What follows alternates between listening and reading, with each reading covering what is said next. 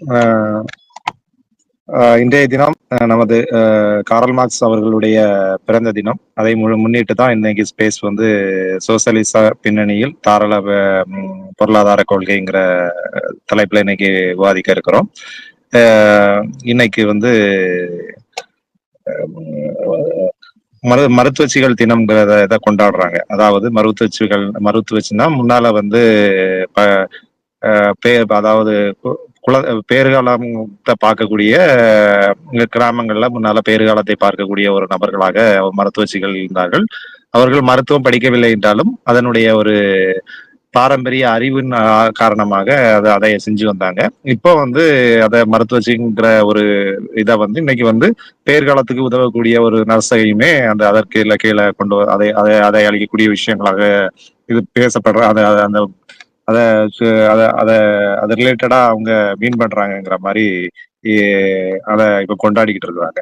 அதன் அடிப்படையில இன்னைக்கு அவர்களுடைய தினமாக சர்வதேச அளவுல அதை கொண்டாடிக்கிட்டு இருக்கிறாங்க. அதனால அவர்களுக்கு நம்மளுடைய வாழ்த்துக்களை தெரிவித்துக் கொள்றோம்.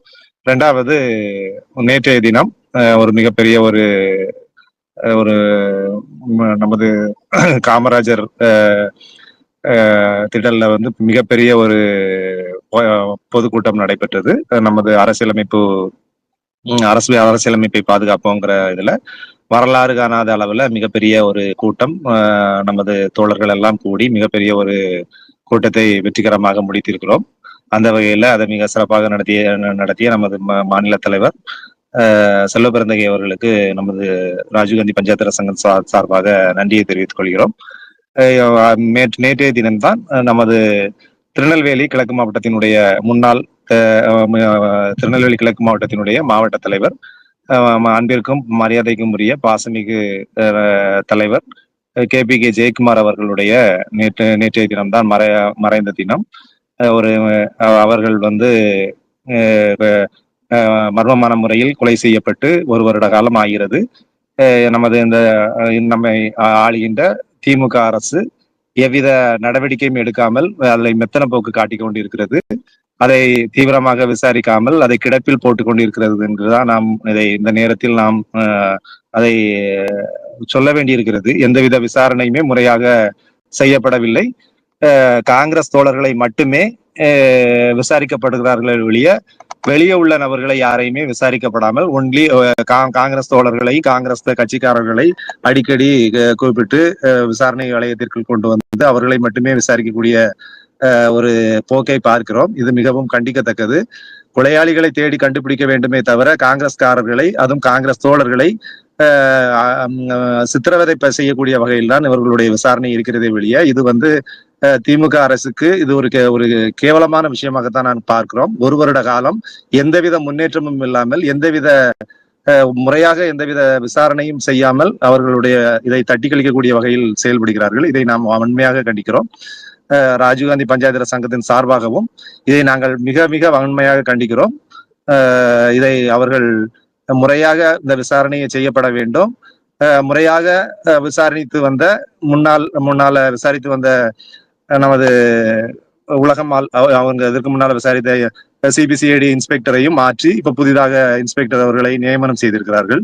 இதுவும் வன்மையாக கண்டிக்கத்தக்கது. முறையாக விசாரித்துக் கொண்டிருந்தவர்களை அவர்கள் அந்த குற்றவாளிகளை நெருங்குகிறார்கள் என்ற சூழ்நிலை வரும்போது அவர்களை மாற்றக்கூடிய ஒரு நிலையை நாம் பார்க்கிறோம்.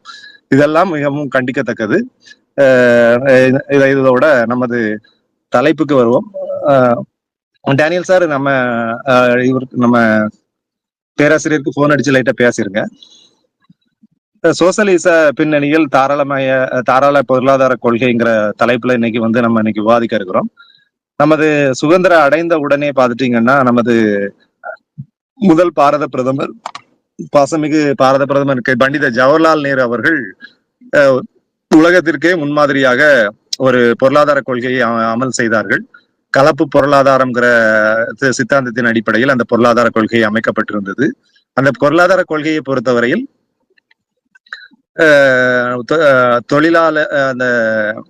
தொழிலாள அதாவது தொழிலாளர் தனியார் மயமும் நமது அரசு நடத்தக்கூடிய நிறுவனங்கள் இரண்டும் இணைந்த ஒரு கட்டமைப்பை அவர் ஏற்படுத்தினார்கள். நமது அரசு நடத்தக்கூடிய நிறுவனங்கள் எல்லாமே நிறைய, அதாவது நமது அடித்தட்டு மக்களுக்கும் வேலைவாய்ப்பு வழங்கக்கூடிய வகையில் அந்த கட்டமைப்புகளை நாம் உருவாக்கி இருந்தோம். அதன் அடிப்படையில பாத்துட்டீங்கன்னா நமது ஒவ்வொரு விஷயங்களையும் எடுத்துக்கொண்டாலும் அதுல அதனுடைய ஒவ்வொரு, அதாவது இந்த கட்டமைப்பின் கீழ் நம்ம ஒவ்வொரு துறைகளாக நாம் கொண்டு வந்தோம். மிகப்பெரிய லெவல்ல பொதுத்துறை நிறுவனங்களாக மிகவும் பிரசித்தி பெற்ற நிறுவனங்களாக நமக்கு அறியப்படக்கூடிய வகையில் பார்த்தீர்கள் என்றால் நமது காப்பீட்டு நிறுவனம் வந்து குறைவான முதலீட்டில் தொடங்கினாலும் மிகப்பெரிய வளர்ச்சி அடைந்து மிகப்பெரிய அளவில் அரசிற்கு வருமானம் ஈட்டி தரக்கூடிய ஒரு துறையாக வளர்ந்து இருக்கிறது. அதே போல பிஎஸ்என்எல் என்கிற தொலைத்தொடர்பு துறையாக இருந்த நமது அரசு சார்பாக தொலைத்தொடர்பு துறையாக இருந்த பிஎஸ்என்எல்லும் மிகப்பெரிய வருமானத்தை ஈட்டி தரக்கூடிய ஒரு துறையாக இருந்தது. அந்த துறையை நமது காங்கிரஸ் ஆட்சி காலத்திற்கு பிறகு பாஜக அரசு ஆட்சி பொறுப்பேற்றதுக்கு பிறகு அந்த அரசு நமது பிஎஸ்என்எலுக்கு கொடுக்கக்கூடிய எந்த முக்கியத்துவத்தையும் கொடுக்காமல் அதற்கு அதனுடைய கட்டமைப்புகளை முழுவதுமாக சிதைக்கக்கூடிய வேலைகளை நமது பாஜக அரசு செய்ததன் அடிப்படையில் 4G வந்ததுக்கு பிறகு 4G அலைக்கற்றையை நமது பிஎஸ்என்எலுக்கு ஒதுக்கவில்லை. எவ்வித கட்டமைப்புகளுமே பிஎஸ்என்எலுக்கு செய்து கொடுக்க அவர்கள் தயாராக இல்லாமல் இந்த பிஎஸ்என்எலை ஒடுக்கும் வகையில் செயல்பட்டு அடிப்படையில் அது இன்று நலிவுற்று இருக்கிறது. நமது இந்தியா முழுக்க எல்லா மாவட்ட தலைநகர்களில் பார்த்தாலும் பிஎஸ்என்எல்லினுடைய அலுவலகங்கள் உயர்ந்து ஓங்கி நிற்கக்கூடிய அலுவலகங்களாக, அதற்கு நிறைய சொத்துக்களையும் வாங்கி குவித்தது காங்கிரஸ் பேரியக்கம் என்றால் அது மிகையாகாது. அதே போல காங்கிரஸ் பேரியக்கத்தினுடைய அடிப்படையில பாத்துட்டீங்கன்னா எல்லா மக்களும் தொழில் செய்து ஒரு கூட்டமைப்பாக இணைந்து தொழில் செய்யக்கூடிய வகையில் நாம் என்ன செய்தோம் என்றால் சுயஉதவி குழுக்கள் என்ற அமைப்பை நாம் ஏற்படுத்தினோம். ஒரு 20-25 நபர்கள் இணைந்து சுயஉதவி குழுக்களாக இணைந்து அதன் அடிப்படையில் வங்கியில் கடன் பெற்று ஒரு சிறிய தொழிலை நாம் ஆரம்பித்து அதன் மூலமாக அந்த தொழிலை சிறிது சிறிதாக அபிவிருத்தி செய்து ஒரு மிகப்பெரிய தொழிலாக மாற்றுவதற்கு அளவில் நாம் ஒரு கட்டமைப்பை உருவாக்கினோம். அந்த அந்த நிகழ்வும் அந்த அமைப்பும் அந்த சுயஉதவி குழுக்களும் மிக சிறப்பாக செயல்பட்டு வந்தது. பாஜக அரசு வந்ததற்கு பிறகு சுய உதவி குழுக்களுடைய கட்டமைப்புகள் முழுவதுமாக முடக்கப்பட்டது. அதற்கு பிறகாக நாம் என்ன கொண்டு வந்தோம் என்றால் நாம் 100 நாள் வேலைவாய்ப்பு திட்டத்தை கொண்டு வந்தோம். அதன் அடிப்படையில எல்லா மக்களுக்கும், ஏழை இல்லாத மக்களுக்கெல்லாம் வேலை கொடுக்கக்கூடிய ஒரு வாய்ப்பை நாம் ஏற்படுத்தி கொடுத்தோம். அது மட்டுமல்லாமல் விவசாயிகளுடைய பொருட்களுக்கு உரிய விலை கிடைக்க வேண்டும் என்பதற்காக நாம் ஒழுங்குமுறை விற்பனை கூடங்களை ஏற்படுத்தி அதன் மூலமாக பெறப்படக்கூடிய தானியங்களை நம்ம நியாய விலை கடைகளின் மூலம் விநியோகம் செய்வதற்கான கட்டமைப்புகளை எல்லாம் ஏற்படுத்தினோம்.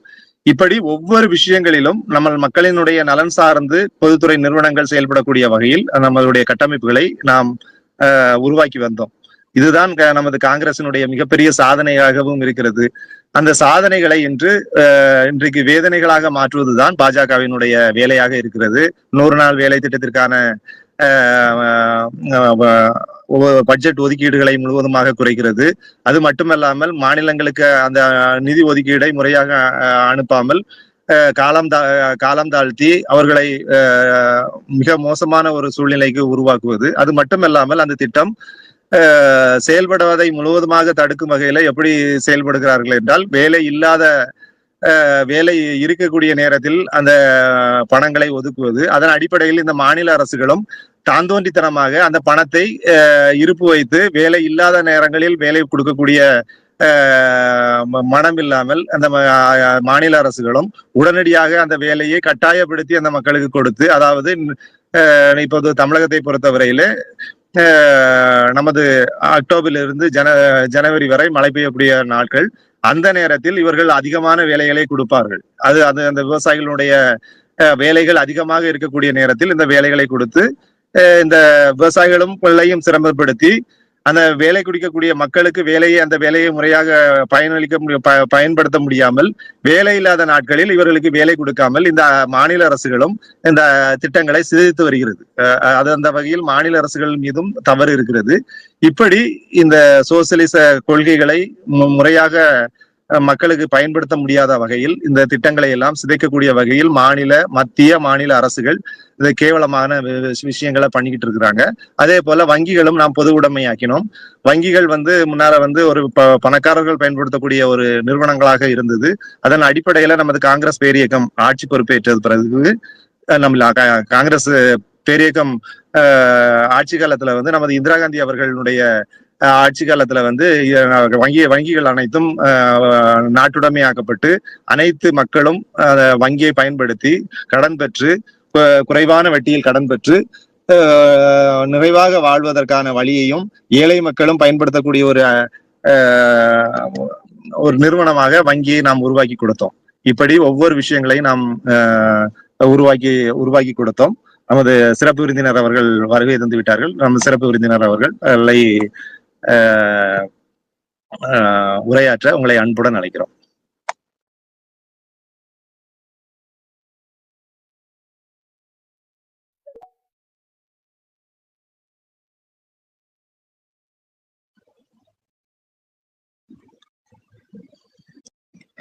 ஹலோ, கேக்குதா? சார் கேக்குதா? கேக்குதா? கேக்குது. சரி, ஓகே. நீங்க நான் உங்களுடைய கருத்துக்களை எடுத்துறீங்க. நீங்க வரலங்கிறதுக்காக தான் ரொம்ப நேரம் பேசினேன். சரி, ஓகே. மகிழ்ச்சி. மன்னிக்கணும், நிறைய பேர் இதுல ஆர்வத்தோட பங்கேற்று இருக்கிறீங்க. ரொம்ப மகிழ்ச்சியை தருகிறது. நான் வர்ற இந்த நேரத்திலையும் கூட ரொம்ப ஒரு தீவிரமான உரையாடல் இதுல நிகழ்ந்து முதல்ல உங்களுக்கு இணைஞ்ச உடனேயுமே பார்த்தேன். ரொம்ப தீவிரமாக அதை பேசிக் கொண்டிருந்தீர்கள். அது ரொம்ப மகிழ்ச்சியாக இருந்துச்சு. இப்ப நீங்க இவ்வளவு நேரம் என்ன பேசுனீங்கிறது மட்டும் ஒரு சின்ன ஒரு நிமிஷத்துல யாராவது எனக்கு சொல்ல முடியுமா? டேனியல் சார் தான். நான் தான் பேசுறேன். டேனியல் சார் சொல்லுங்க. சொல்லுங்க டேனியல் சார், சொல்லுங்க. டாக்டர்னு சொன்னாதான் டேனியல் சார் டாக்டர்னு சொன்னாதான் வருவாங்க போல. சார்னு சொல்லிட்டா நான் அவரு டாக்டர்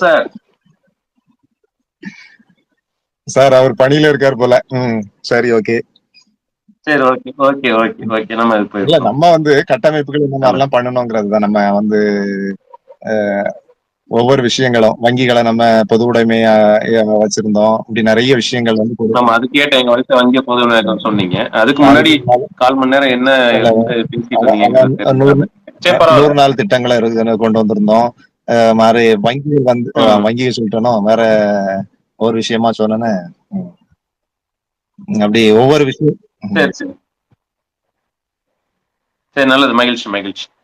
இப்ப என்னன்னா, இது வரைக்கும் இல்லாத ஒரு இணைய கலந்துரையாடல்களை விட இது கொஞ்சம் வித்தியாசமானதுன்னு நினைக்கிறேன். ஏன்னா இதுக்கு முன்னாடி எல்லாம் நம்ம ஒரு ஒரு குறிப்பிட்ட பொருண்மை தொடர்பாக எப்போ ஒரு தீவிரமான ஒரு ஆழ்ந்த பார்வையோட நமது கருத்துக்களை பகிர்ந்து, குறிப்பா நான் கொஞ்சம் ரொம்ப நேரம் பேசியிருக்கேன்னு நினைக்கிறேன். எந்த ஒரு பொருண்மை எடுத்தாலும் குறைஞ்சது 40 நிமிஷத்துல இருந்து 1 மணி நேரம் வரைக்கும் நான் பேசின பிறகுதான் மற்றவங்க அவங்களுடைய கருத்துக்களை பகிர்ற மாதிரியான ஒரு சூழல் இருந்தது. இன்றைக்கு இந்த இணைய கலந்துரையாடல் இன்னும் கொஞ்சம் வித்தியாசமான முறையில வழிநடத்தலாம் அப்படின்னு நினைக்கிறேன். முதல்ல இந்த இணைய கலந்துரையாடல் சிறப்பு. ஏன்னா இங்க ஒரு சில பேர் மிகவும் என்ன சொல்றது, ஒரு வித்தியாசமான பார்வையோடு அல்லது இதை எப்படி அவங்க இணைக்க போறாங்க அப்படிங்கிற எண்ணத்தோடு அல்லது ஒரு வகையான எதிர்நிலைப்பாட்டோடு கூட இதுல கலந்திருக்கலாம். ஏனென்றால் சிலருக்கு சோசியலிசம் என்றாலே அது ஒரு ஒவ்வாமையான கருத்தியலாக சிலருக்கு இருக்கிறது. அதே மாதிரி பலருக்கு சமூகத்துல தாராள பொருளாதார கொள்கை அப்படிங்கிறது, இந்த லிபரல் எக்கானமி, அது லிபரலைசேஷன்ங்கிறது அவர்களுக்கு ஒரு ஒவ்வாத கொள்கையாக இருக்கிறது. இந்த ரெண்டையும் கனெக்ட் பண்ற மாதிரியான ஒரு சூழல்ல இன்றைய இணைய கலந்துரையாடல்ங்கிறது தொடங்குது. இது ஒரு சவால். நிச்சயமாக இந்த விஷயங்கள்ல அவங்கவுங்க பகிர்ந்து கொள்கிற ஒவ்வொரு விஷயம், நான் உட்பட பகிர்ந்து கொள்கிற நமது கருத்துகள் மட்டுமே, நமது பார்வை மட்டுமே. இந்த பார்வையோடு நீங்கள் உடன்படலாம் அல்லது முரண்படலாம். அது நிச்சயமாக உங்களுடைய சுதந்திரம். அதே நேரத்துல இதுல நமக்கு என்ன பார்வை இருக்குங்கிறத அந்த பேசுகிற ஒவ்வொரு நபர்களும், நான் உட்பட, அவர்கள் அவர்களுடைய முழு சுதந்திரத்தில் அந்த பார்வையை முன்வைப்பதற்கான எல்லா விதமான சுதந்திரமும் அவங்களுக்கு இருக்கு அப்படிங்கிற புரிதலோடு நாம் இந்த இணைய கலந்துரையாடலை நாம் தொடங்குவோம். ஏனென்றால் சமூக பொருளாதார வளர்ச்சி நிலையை பொறுத்தவரை அல்லது சமூகத்தினுடைய படிநிலையை பொறுத்தவரை இது வந்துட்டு ஏறக்குறைய ஒரு ஒரு சமூகத்தினுடைய அடுத்த பரிணாமத்தையும் அதற்கு முந்தின பரிணாமத்தையும் இணைக்க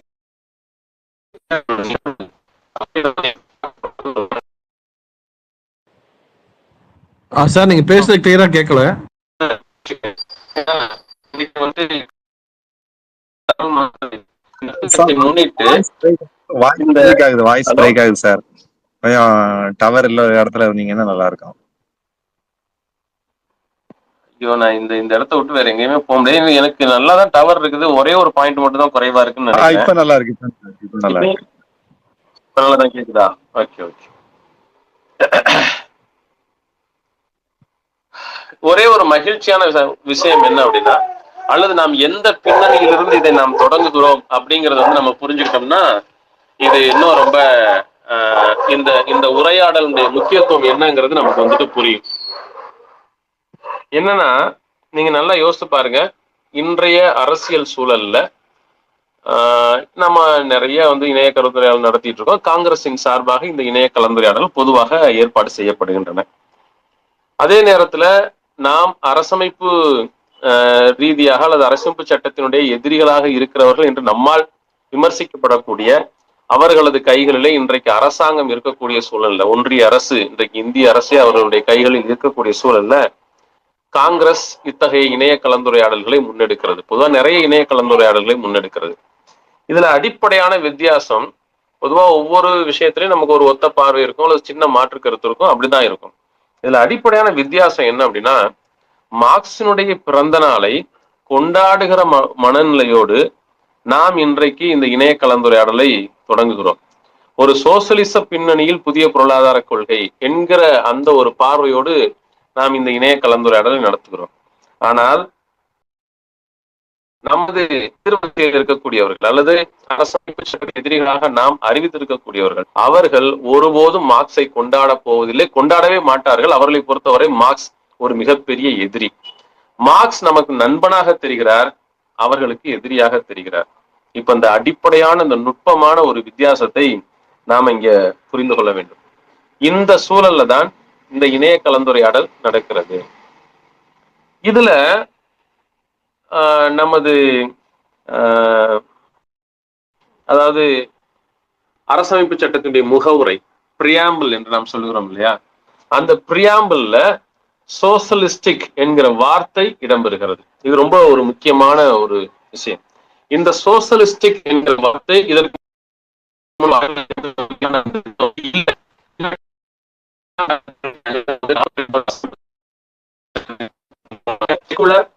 அண்ட் சோசலிஸ்டிக் இந்த ரெண்டுமே பின்னாடிதான் நாம வந்துட்டு சேர்க்கிறோம். இந்த ரெண்டு வார்த்தையுமே நீக்க வேண்டும் என்று அவர்கள் வழக்கெல்லாம் கூட அண்மை காலம் வரைக்கும் கூட அவர்கள் தொடுத்திருக்கிறார்கள். இதுல என்ன நம்ம பார்க்கணும்னா, கார்ல் மார்க்ஸ் அல்லது ஏங்கல்ஸ், லெனின் இது மாதிரியான பொது உடைமை சிந்தனையாளர்கள் ஏதோ அவர்களுக்கு மட்டுமே சொந்தமானது இந்த சோசலிசம் என்கிற வார்த்தை என்பதாக நாம் புரிந்து கொண்டிருந்தால் அது மிகவும் தவறானது. இன்னும் வேற விதமா சொல்லணும் அப்படின்னா, புவியீர்ப்பு விசையை நியூட்டன் கண்டுபிடித்தார் என்று நாம் படிக்கிறோம். புவியீர்ப்பு விசையை நியூட்டன் கண்டுபிடித்தார் என்பதற்காகவே புவியீர்ப்பு விசை என்பது நியூட்டனுக்கு மட்டும் சொந்தமானது அல்ல. E = mc² என்பதை energy E = mass × velocity square, இதுதான் அந்த ஃபார்முலாவுடைய விரிவாக்கம். ஆற்றல் என்பது நிறை மற்றும் அதனுடைய வேகத்தின் இருமடிக்கு நேர் விகிதத்தில் இருக்கிறது என்பதுதான் அந்த E = mc², ஐன்ஸ்டீனுடைய அந்த புகழ்பெற்ற ஃபார்முலாவுடைய விளக்கம். ஐன்ஸ்டீன் அதை கண்டுபிடித்தார் என்பதற்காக அது ஏதோ ஐன்ஸ்டீனுக்கு மட்டுமே சொந்தமானது என்பதாக அது பொருள் அல்ல. அது மாதிரி செவ்வாய் கிரகத்தை ஒருத்தர் கண்டுபிடிச்சிருப்பாரு. ஒவ்வொரு கண்டுபிடிப்புகளும் நிகழ்த்தப்பட்டன. மின்சாரத்தை மைக்கேல் ஃபாரடே கண்டுபிடிக்கிறார், மின்விளக்கை எடிசன் கண்டுபிடிக்கிறார். இதெல்லாம் அவர்களுக்கு மட்டுமே சொந்தமானதல்ல. ஏற்கனவே அவர்கள் இருந்த ஒன்றை ஆங்கிலத்துல ஒண்ணு சொல்லுவாங்க, டிஸ்கவரி அண்ட் இன்வென்ஷன். இந்த ரெண்டுக்கும் வந்து டிஃபரன்ஸ் இருக்கு. டிஸ்கவரி என்பது ஏற்கனவே இருந்த ஒன்றை, இதுவரை மனிதகுலம் அறியாமல் இருக்கக்கூடிய ஒன்றை ஒருவர் கண்டுபிடிப்பது, அதற்கு பேர் டிஸ்கவரி. ஏற்கனவே அது இருக்கும். இப்போ உதாரணத்துக்கு வந்துட்டு சூரியனை பூமி சுற்றி வருகிறது, மட்டும் சூரியனை வந்து பூமி சுத்த ஆரம்பிக்கல, அதுக்கு முன்னாடி சுத்திட்டு தான் இருந்துச்சு. அப்படி இருக்கிற அந்த நிகழ்வை ஒருத்தர் கண்டுபிடிச்சு சொல்றாரு பாத்தீங்கன்னா, அது டிஸ்கவரி. இன்வென்ஷன் என்பது மார்கோனி ரேடியோவை கண்டுபிடித்தார், என்பது இன்வென்ஷன். அந்த ரேடியோங்கிறது இது வரைக்கும் அதுக்கு முன்பு இல்லாத ஒரு பொருள். அந்த பொருளை மார்கோனி கண்டுபிடிக்கிறார். அது ஒரு இன்வென்ஷன். அது மாதிரி டிஸ்கவரி என்பது ஏற்கனவே இருந்த ஒன்று, இருக்கிற ஒன்று, அது ஒரு அறிவியல் பூர்வமான ஒன்று. அதை ஒரு நபர் கண்டுபிடிக்கிறார் என்பதை ஒரு தனிப்பட்ட விதத்தில் பாராட்டு இருக்குமே ஒழிய, அவர் இந்த சமூகத்தில் மிக முக்கியமான மனிதராக பார்க்கப்படுவாரே ஒழிய, ஆனால் அது அவருக்கு மட்டுமே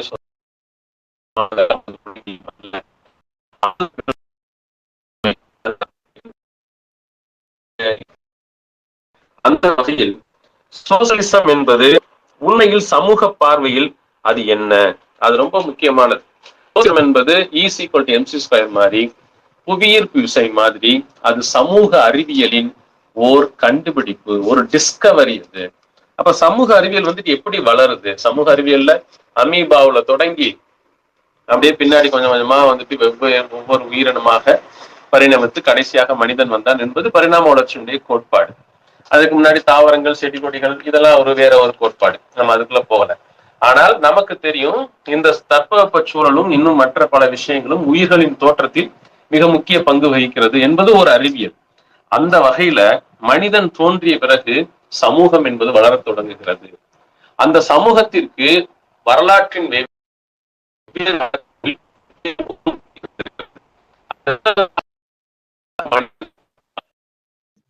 வாய்ஸ் ரொம்ப பிரேக் ஆகுது. இப்போ இப்போ இப்போ ஹலோ, வாய்ஸ் ரொம்ப கொஞ்சம் பிரேக் ஆகி. ஹலோ, இப்போ பிரச்சனை இல்ல. பிரேக் ஆகி தான் வருது. டேனியல் டாக்டர், உங்களுக்கு பிரேக் ஆகுதா? தெளிவா கேக்குதா? ஆமா, தேவசாயம் சார், இதே பேஜ்ல இருந்து பேசுங்க. பேஜ் விட்டு வெளியே போகாதீங்க. ஏன்னா நீங்க ஏதோ பண்ணும் போது தான் பிரேக் ஆகுது. மத்தபடி நல்லா. டேனியல் சார் இருக்கீங்களா? அவர் இல்ல போல இருக்கு. சரி, அவரு ஆன் பண்ணி வச்சுட்டு ஒருவேளை நீங்க பேஜ் ஏதோ வெளியே போய் பாக்குறீங்களோ ரொம்ப தெரியல. பிரேக் ஆகி வருது ஏதோ. இல்ல நான் இன்னைக்கு வந்துட்டு அதனாலதான் கவனமா அதுல வெளில போகாம அதை இன்னொரு மொபைலுக்கு மாத்தி அதுல இருந்தா நான் வந்துட்டு தேவைன்னா தரவுகள் எடுத்துக்கலாம். பேசிக்கிட்டு தான் இருக்கிறேன். இப்போ ஓரளவுக்கு பரவாயில்லையா? கிட்ட ஹலோ, இப்போ ஓரளவுக்கு பரவாயில்ல. இப்ப பரவாயில்ல. கிட்ட இன்னொரு டிவைஸ் வச்சிருந்தீங்கன்னா அது ரெண்டும் ஆண்டனா கிராசிங் ஆகுதுன்னு நினைக்கிறேன். ஏதோ பிரச்சனை இருக்கும், ரொம்ப தெரியல. என்னன்னு தெரியல. இப்ப பிரச்சனை இல்ல, திடீர்னு பிரச்சனை வருது. அது என்னன்னு தெரியல. சரி, நான் கொஞ்சம் பக்கத்துல வச்சு பேசினா அந்த சிக்கல் வரலன்னு நினைக்கிறேன். நான் பக்கத்துல வச்சு பேசுறேன். சரி, இவ்வளவு நேரம் நான் பேசுனது உங்களுக்கு ஓரளவுக்கு அந்த கண்டென்ட்ல எந்த அது கரெக்டா ரீச் ஆயிடுச்சா? கண்டென்ட் நான் பேசின கண்டென்ட் இதாயிடுச்சு. ரெண்டாவது, கரெக்டா அந்த கண்டென்ட்ல உள்ள வரீங்க. நீங்க சயின்ஸ் ரிலேட்டட் எல்லாம் போகும்போது ரொம்ப நேரம் ஆகும், பாத்துக்கோங்க. இல்ல அந்த புரிதல் ரொம்ப முக்கியமானது. அந்த புரிதலை கொடுத்துட்டு நான் அப்படியே டக்குன்னு பின் வாங்கிடுவேன். நீங்க தான் அடுத்து நிறைய கருத்துக்கள் பகிர போறீங்க. அதனால நான் அதுக்குள்ள வந்துடுறேன். சரி, அந்த அறிவியல் சமூகத்தினுடைய வளர்ச்சி வந்துட்டு ஒரு அறிவியல் இயங்கியலுக்கு உட்பட்டது. இதுதான் கெஹல் கண்டுபிடிச்ச டயலெக்டிக்ஸ். டயலெக்டிக்ஸுங்க, ஏன்னா இந்த வார்த்தையெல்லாம் கொஞ்சம் நீங்க இந்த மாதிரியான கலந்துரையாடல்கள்ல நீங்கள் கேட்டுக்கிறது, அதை பதிவு செய்து வச்சுக்கிறது ரொம்ப நல்லது. இது எதற்காக சொல்றேன்னா, இது மட்டுமே முடிவு அல்ல. இந்த இது எதை நோக்கி நகர்த்தணும்னு நான் நினைக்கிறேன்னா, நிறைய படிக்கிறதுக்கு உங்களை உந்தி தள்ளுமானால் அது மிகவும் சிறப்பாக இருக்கும். ஏன்னா தத்துவத்தை பொறுத்தவரை பொருள் முதல்வாதம், கருத்து முதல்வாதம்னா சொல்றோம் இல்லையா? அந்த தத்துவத்துல வந்துட்டு ஜெர்மன்ல வந்துட்டு ரொம்ப புகழ்பெற்ற தத்துவ அறிஞராக இருந்தவர் கெஹல். அந்த கெஹலுடைய கண்டுபிடிப்பு தான் வந்து டயலெக்டிக்ஸ், இயங்கியல் என்பது. இந்த கெஹலுடைய மாணவர் தான் கார்ல் மார்க்ஸ். கார்ல் மார்க்ஸினுடைய குரு வந்துட்டு கெஹல். அந்த கார்ல் மார்க்ஸ் வந்துட்டு அடுத்து வந்து அவர் டயலெக்டிக்கல் மெட்டீரியலிசம் அதை நோக்கி நகர்கிறார் கார்ல் மார்க்ஸ். அதாவது இயக்கவியல் பொருள் முதல்வாதம் என்பது கார்ல் மார்க்ஸினுடைய கண்டுபிடிப்பு. இதெல்லாம் இன்னொரு நாள் ஏதாச்சும் ஒரு கலந்துரையாடல் இருந்துச்சுன்னா அன்னைக்கு நம்ம பேசிக்கலாம். சரி, இது அவருக்கு எதுக்கு உதவி செஞ்சுச்சு அப்படின்னா, சமூக இயங்கியல் என்பது, டயலெக்டிக்ஸ்க்கு உட்பட்ட இந்த சமூகத்தினுடைய பரிணாம வளர்ச்சி என்பது ஓர் அறிவியல் நிகழ்வு. இதுதான் சோசியல் சயின்ஸ்னு பின்னாடி நம்ம படிக்கிறோம். இப்ப எல்லாம் வந்துட்டு ஹிஸ்டரி அண்ட் ஜியோகிராஃபிங்கிறது வந்து முன்னாடி ஒரு காலத்துல வந்து ஆர்ட்ஸ் சப்ஜெக்டா இருந்துச்சு. அது வந்து கலைப்படிப்பாக ஒரு காலத்தில் வரையறுக்கப்பட்டிருந்தது. உங்களுக்கு ஒரு தகவல் தெரியணும், ஒரு காலகட்டத்துல மேத்தமேட்டிக்ஸே வந்து கலைப்படிப்பாகத்தான் இருந்துச்சு. மேத்தமெட்டிக்ஸே கலைப்படிப்பாகத்தான் இருந்தது. அது பின்னாட்கள்ல வந்துட்டு சயின்ஸா மாறுச்சு. எம்எஸ்சி சயின்ஸ் என்று, எம்எஸ்சி மேத்தமெட்டிக்ஸ் என்று நம்ம மாற்றோம். அது மாதிரி இந்த வரலாறு புவியியல் என்பதும் கூட ஒரு காலத்தில் கலைப்படிப்பாக இருந்தது. இப்போது சோசியல் சயின்ஸ் என்பதாக அதை நாம் படிக்க ஆரம்பிக்கிறோம். அந்த சொசைட்டியில் ஏற்படக்கூடிய எவல்யூஷன், பரிணாமம் என்பது கூட அறிவியலுக்கு உட்பட்டதுதான் என்பதை இயக்கவியல் ரீதியாக, இயங்கியல் ரீதியாக, டயலக்டிக்கல் ரீதியாக அதை முதலாக முழுமையாக நிறுவியவர் தான் காரல் மார்க்ஸ். அந்த பெருமைதான் காரல் மார்க்ஸ் மிக முக்கியமான ஒரு பெருமை. சரி, இப்ப இந்த இடத்துல மார்க்ஸ் ஏன் நினைவுகூரப்படுகிறார், அதுக்கு காங்கிரஸ்க்கு என்ன சம்பந்தம் இருக்குது அப்படின்னா, முதல் சமூகம், மனிதனுடைய முதல் சமூகம் ஒரு இனக்குழு சமூகம். அதான் ஃபர்ஸ்ட் முதல்ல இருந்த அந்த சொசைட்டிக்கு அப்படிதான் வரலாறு பெயரிடுகிறது, இனக்குழு சமூகம். அதற்கு அடுத்த அடிமை சமூகம். இந்த இனக்குழு சமூகம்ங்கிறது ஒவ்வொரு இனமும் தனித்தனியா இருப்பாங்க. அந்த தனித்தனியான இனங்கள் எல்லாம் சேர்ந்து அந்த இனத்துக்குள்ள மட்டும் எல்லாத்தையும் பொதுவா வச்சு வாழ்வாங்க. அந்த இனக்குழு சமூகத்தினுடைய சமூகத்தை வழிநடத்தக்கூடிய நபராக இருந்தது பெண்கள். இந்த மனித குலத்தினுடைய ஆரம்ப நிலை என்பது தாய் வழி சமூகம் தான். அதை நல்லா மனசுல வச்சுக்கோங்க.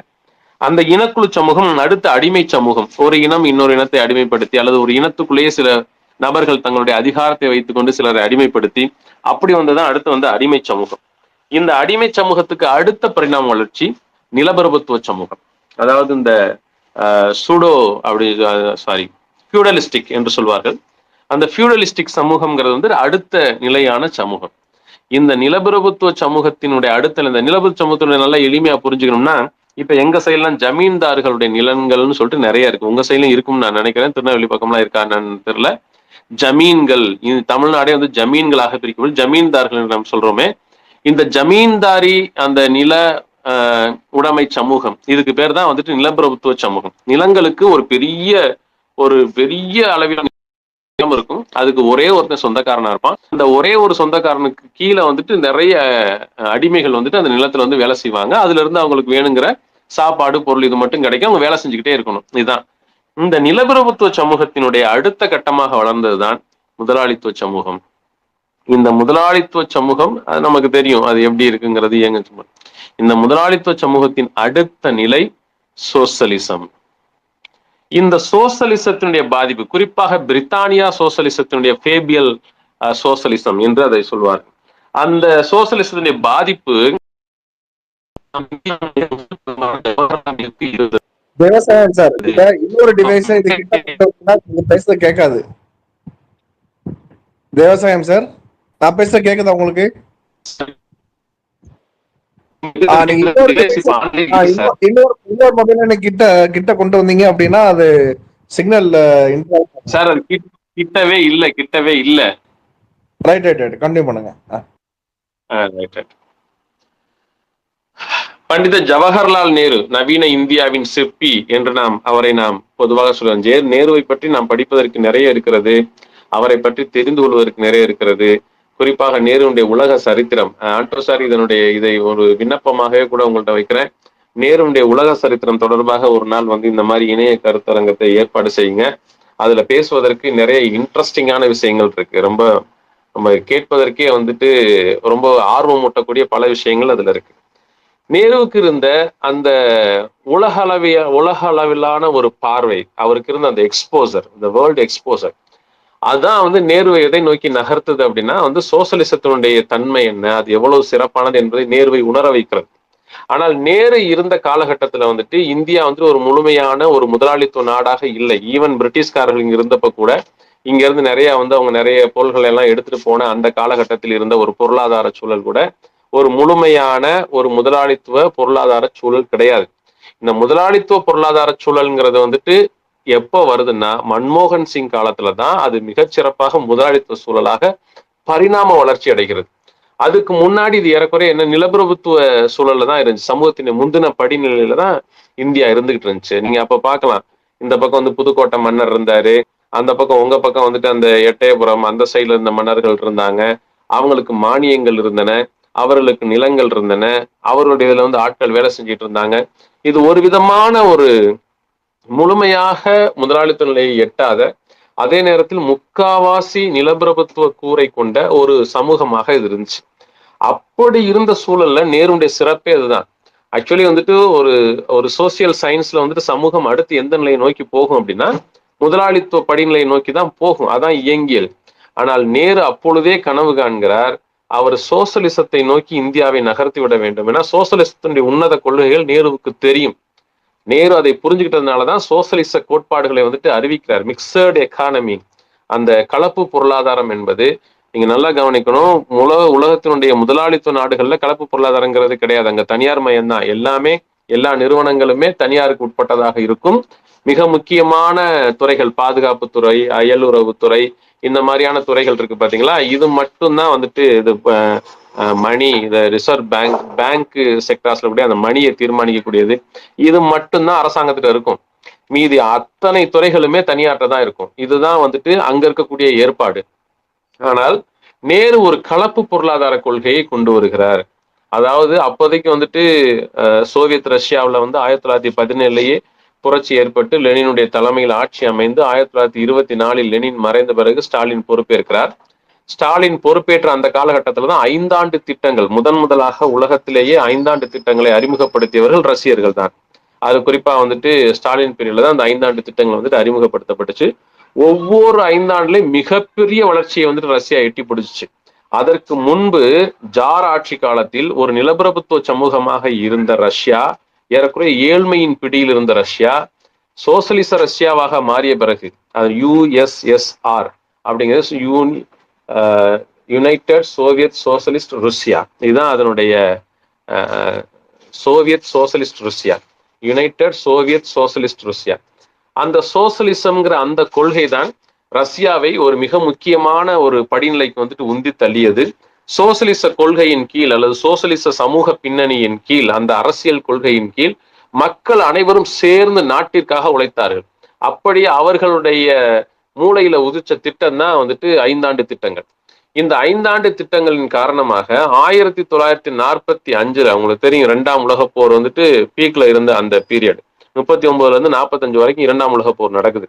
2ஆம் உலகப் போர்ல உலகத்தின் வல்லரசாக ரஷ்யா உருவெடுக்கக்கூடிய அளவிற்கு வெறும் 17ல இருந்து 45க்குள்ள கொண்டு வந்துட்டாங்க ரஷ்யர்கள். அது எவ்வளவு பெரிய மகத்தான சாதனைன்னு பாருங்க. அந்த பின்னணியை விவரிச்சோம்னாலே அது பயங்கரமா ஒரு த்ரில்லரான படத்தை விட ரொம்ப சுவாரஸ்யமான சம்பவங்கள், அதுல ஏராளமான சம்பவங்கள் இருக்குது. அந்த பின்னணிக்கு வந்துட்டு ஸ்டாலின் மீது நமக்கு தனிப்பட்ட விதத்தில் விமர்சனங்கள் இருக்கு, அவர் சர்வாதிகாரி, இது மாதிரியான விமர்சனங்கள்லாம் இருக்கு. அதை தாண்டி சோவியத் ரஷ்யா எப்படி கட்டமைக்கப்பட்டது, ஒவ்வொருத்தரும் எப்படி வந்து பயங்கரமா உழைச்சாங்க, இந்த வரலாற்றை உணர்ந்தவர், நகமும் சதையுமாக உணர்ந்தவர் ஜவஹர்லால் நேரு. அதனாலதான் அவர் வந்த பிறகு 5 ஆண்டு திட்டங்களை அறிமுகப்படுத்தினார். 51ல இருந்து 56 தான் முதல் 5 ஆண்டு திட்டங்கள். நேருடைய அதே அந்த பாணி, அந்த ரஷ்யாவுடைய பாணி 5 ஆண்டு திட்டங்களை அறிமுகப்படுத்திய விளைவு தான் இந்தியாவில் வந்து கனரக தொழிற்சாலைகள், பெரிய பெரிய அணைகள், இது எல்லாம் வந்துட்டு நேருடைய கனவு. அது அத்தனையும் வந்துட்டு அந்த 5 ஆண்டு திட்டங்கள்ல ஏற்படுத்தப்பட்ட எல்லா நிறுவனங்களுமே அரசு நிறுவனங்களாக இருந்தன. அது இன்னும் சிறப்பு. இப்ப BHEL இருக்கு இல்லையா, இது இந்த மாதிரி நிறைய இதை வந்துட்டு நேரு வந்துட்டு கொண்டு வந்தார். அத்தனையும் வந்து அரசு நிறுவனங்கள். அரசு நிறுவனம், இப்ப உதாரணத்துக்கு நீங்க இந்த கலப்பு மிக்சட் எக்கானமி எப்படி புரிஞ்சுக்கலாம் அப்படின்னா, நான் ஒரு வாஸ்ட் சப்ஜெக்ட பேசுறேன், அதனால நான் கொஞ்சம் வேகமா டக்குன்னு அடுத்தடுத்து வந்து தவி போயிட்டு இருக்கிறேன். நீங்க இப்ப பஸ் எடுத்துக்கங்க. பஸ் வந்து பாத்தீங்கன்னா பிரைவேட்டும் இருந்துச்சு, அரசும் இருந்துச்சு. இது மாதிரி ஒவ்வொரு செக்டார்லையும், இப்ப பேங்க் எடுத்துக்கங்க, பேங்க்ல வந்துட்டு அரசு வங்கிகளும் இருக்கும், பிரைவேட் வங்கிகளும் இருக்கும். இது மாதிரி நிறைய தளங்கள்ல நம்ம அந்த மாதிரியான இது வச்சிருக்கோம். இதுதான் நேருனுடைய இந்த மிக்சட் எக்கானமி. மிக்சட் எக்கானமி வந்து அரசும் அதே நிறுவனங்களை நடத்தும், அதே நிறுவனங்கள் வந்து தனியாராலும் நடத்தப்படும். அப்ப நேரு வந்து என்ன சொன்னாருன்னா, அவர் ஒரு அருமையான ஒரு விஷயத்த சொல்றாரு. அதாவது என்னன்னா, மார்க்சினுடைய அந்த தீவிரமான கட்டுப்பாடுகள் இல்லாத அதே நிலையில், அதே நேரத்தில் முதலாளித்துவத்தினுடைய சுயநல லாப நோக்கமும் அற்ற வகையில், மார்க்சியத்தின் தீவிரமான கட்டுப்பாடுகளும் இருக்கக்கூடாது, முதலாளித்துவத்தின் தீவிரமான சுயநல நோக்கமும் இருக்கக்கூடாது. இது ரெண்டும் இல்லாத ஒரு பொருளாதாரத்தை கட்டமைப்பதே எனது குறிக்கோள். இதான் நேருடைய ஸ்டேட்மெண்ட். அந்த வகையில தான் மிக்சட் எக்கானமி வந்துட்டு நேரு வந்துட்டு கொண்டு வர்றாரு. இருந்தாலும் நேரு வந்துட்டு என்ன மாதிரியான ஸ்டாண்ட் வந்துட்டு, அதாவது மன்மோகன் சிங், நரசிம்மராவுடைய பீரியட் வர்ற வரைக்கும் என்ன மாதிரியான ஸ்டாண்ட் வந்து பெரும்பாலும் எடுக்கப்பட்டது அப்படின்னா, நமது இலக்கு என்பது முழுக்க முழுக்க சமூக நலன், இதுதான் வந்து பிரதானமாக இருக்கும். இன்க்ளூசிவ் பாலிசி, எல்லாரையும் வந்து அதுக்குள்ள வந்துட்டு ஒருங்கிணைக்கக்கூடிய மிக முக்கியமான அந்த ஒரு பாலிசி. இன்னும் சொல்ல போனா சோசியலிசத்தை நோக்கிய அந்த பொருளாதார வளர்ச்சியில் ஏதேனும் சில பொருளாதார திட்டங்கள் நாட்டுக்கு நன்மை பயப்பனவாகவே இருந்தாலும் கூட அது சோசலிச கனவை தகர்க்கும் என்றால் அந்த பொருளாதார திட்டங்களை கைவிட்டு விட்டு சோசலிச கனவை பாதுகாப்பதுதான் நமக்கு முக்கியமானது. இது ஒரு பார்வை, இது நேருவினுடைய பார்வை. நேருவுக்கு இருந்த அதே ஆழமான பார்வை அடுத்தடுத்து வந்த காங்கிரஸ் தலைவர்களுக்கு இருந்ததா என்பது எனக்கு தெரியாது. நான் வந்துட்டு வரலாற்றுல அப்படி பதிவுகள் எதையும் வந்து குறிப்பிடத்தகுந்த விதத்தில் பார்க்கவில்லை. ஒருவேளை அவர்கள் இருந்திருக்க கூடும். ஆனால் இப்பொழுது ராகுலுக்கு அந்த கனவுகள் இருப்பதை நான் மிக நன்றாக பார்க்கிறேன். அவருடைய ஒவ்வொரு நடவடிக்கைகளிலும் அதை நான் பார்க்கிறேன். இன்னும் தீவிரமாக அவர் வந்துட்டு இந்த கனவுகளை வந்து உள்வாங்கியவராக இருக்கிறார். அதே மாதிரி வந்துட்டு சோசியல் ஜஸ்டிஸ், சமூக நீதி என்பதை வந்துட்டு அவர் உள்வாங்கியவராக இருக்கிறார். ஃபெடரலிசம், கூட்டாட்சி தத்துவத்தை அவர் உள்வாங்கியவர்களாக இருக்கிறார். ஒரு காலத்தில் இந்திக்கு கொடுக்கப்பட்ட முக்கியத்துவம், ஈவன் காங்கிரஸ் கட்சிக்குள்ளேயே இந்திக்கு கொடுக்கப்பட்ட முக்கியத்துவம், இந்த சாதிவாரி கணக்கெடுப்புக்கு எதிராக இருந்த ஒரு காலகட்டத்தில் எதிராக இருந்த சிந்தனைகள், இந்த மாதிரி சோசலிசத்துக்கு எதிராக இருந்த சிந்தனைகள் சிலர்லாம் இருந்திருக்கிறாங்க. இவை அத்தனையும் இன்றைக்கு ராகுலின் வழியாக இன்று வேறு விதமாக மிகுந்த ஒரு முற்போக்கு ஒரு அமைப்பாக காங்கிரஸ் வந்துட்டு பரிணமித்துக் கொண்டிருக்கிறது என்பது மிகப்பெரிய மகிழ்ச்சி. இப்ப நாங்கெல்லாம் வந்து இதுக்குள்ள வந்துட்டு இணைந்து பணியாற்றுகிறோம் என்றால் அதற்கு மிக முக்கியமான காரணம் ராகுலுடைய இந்த தத்துவ நிலைப்பாடு. இந்த நிலைப்பாடு ரொம்ப முக்கியமான ஒன்று. இப்ப இந்த கட்டத்துல 1991 மன்மோகன் சிங், அப்போ நரசிம்மராவுடைய பீரியட் உங்க எல்லாத்துக்கும் தெரியும். அந்த நேரத்துல வந்துட்டு புதிய பொருளாதார கொள்கை உள்ள வருது. இந்த புதிய பொருளாதார கொள்கை என்பது என்ன மாதிரியான ஒரு பின்னணியில வந்துட்டு உள்ள வர ஆரம்பிச்சிச்சு அப்படின்னா, ஒரே நிமிஷம்.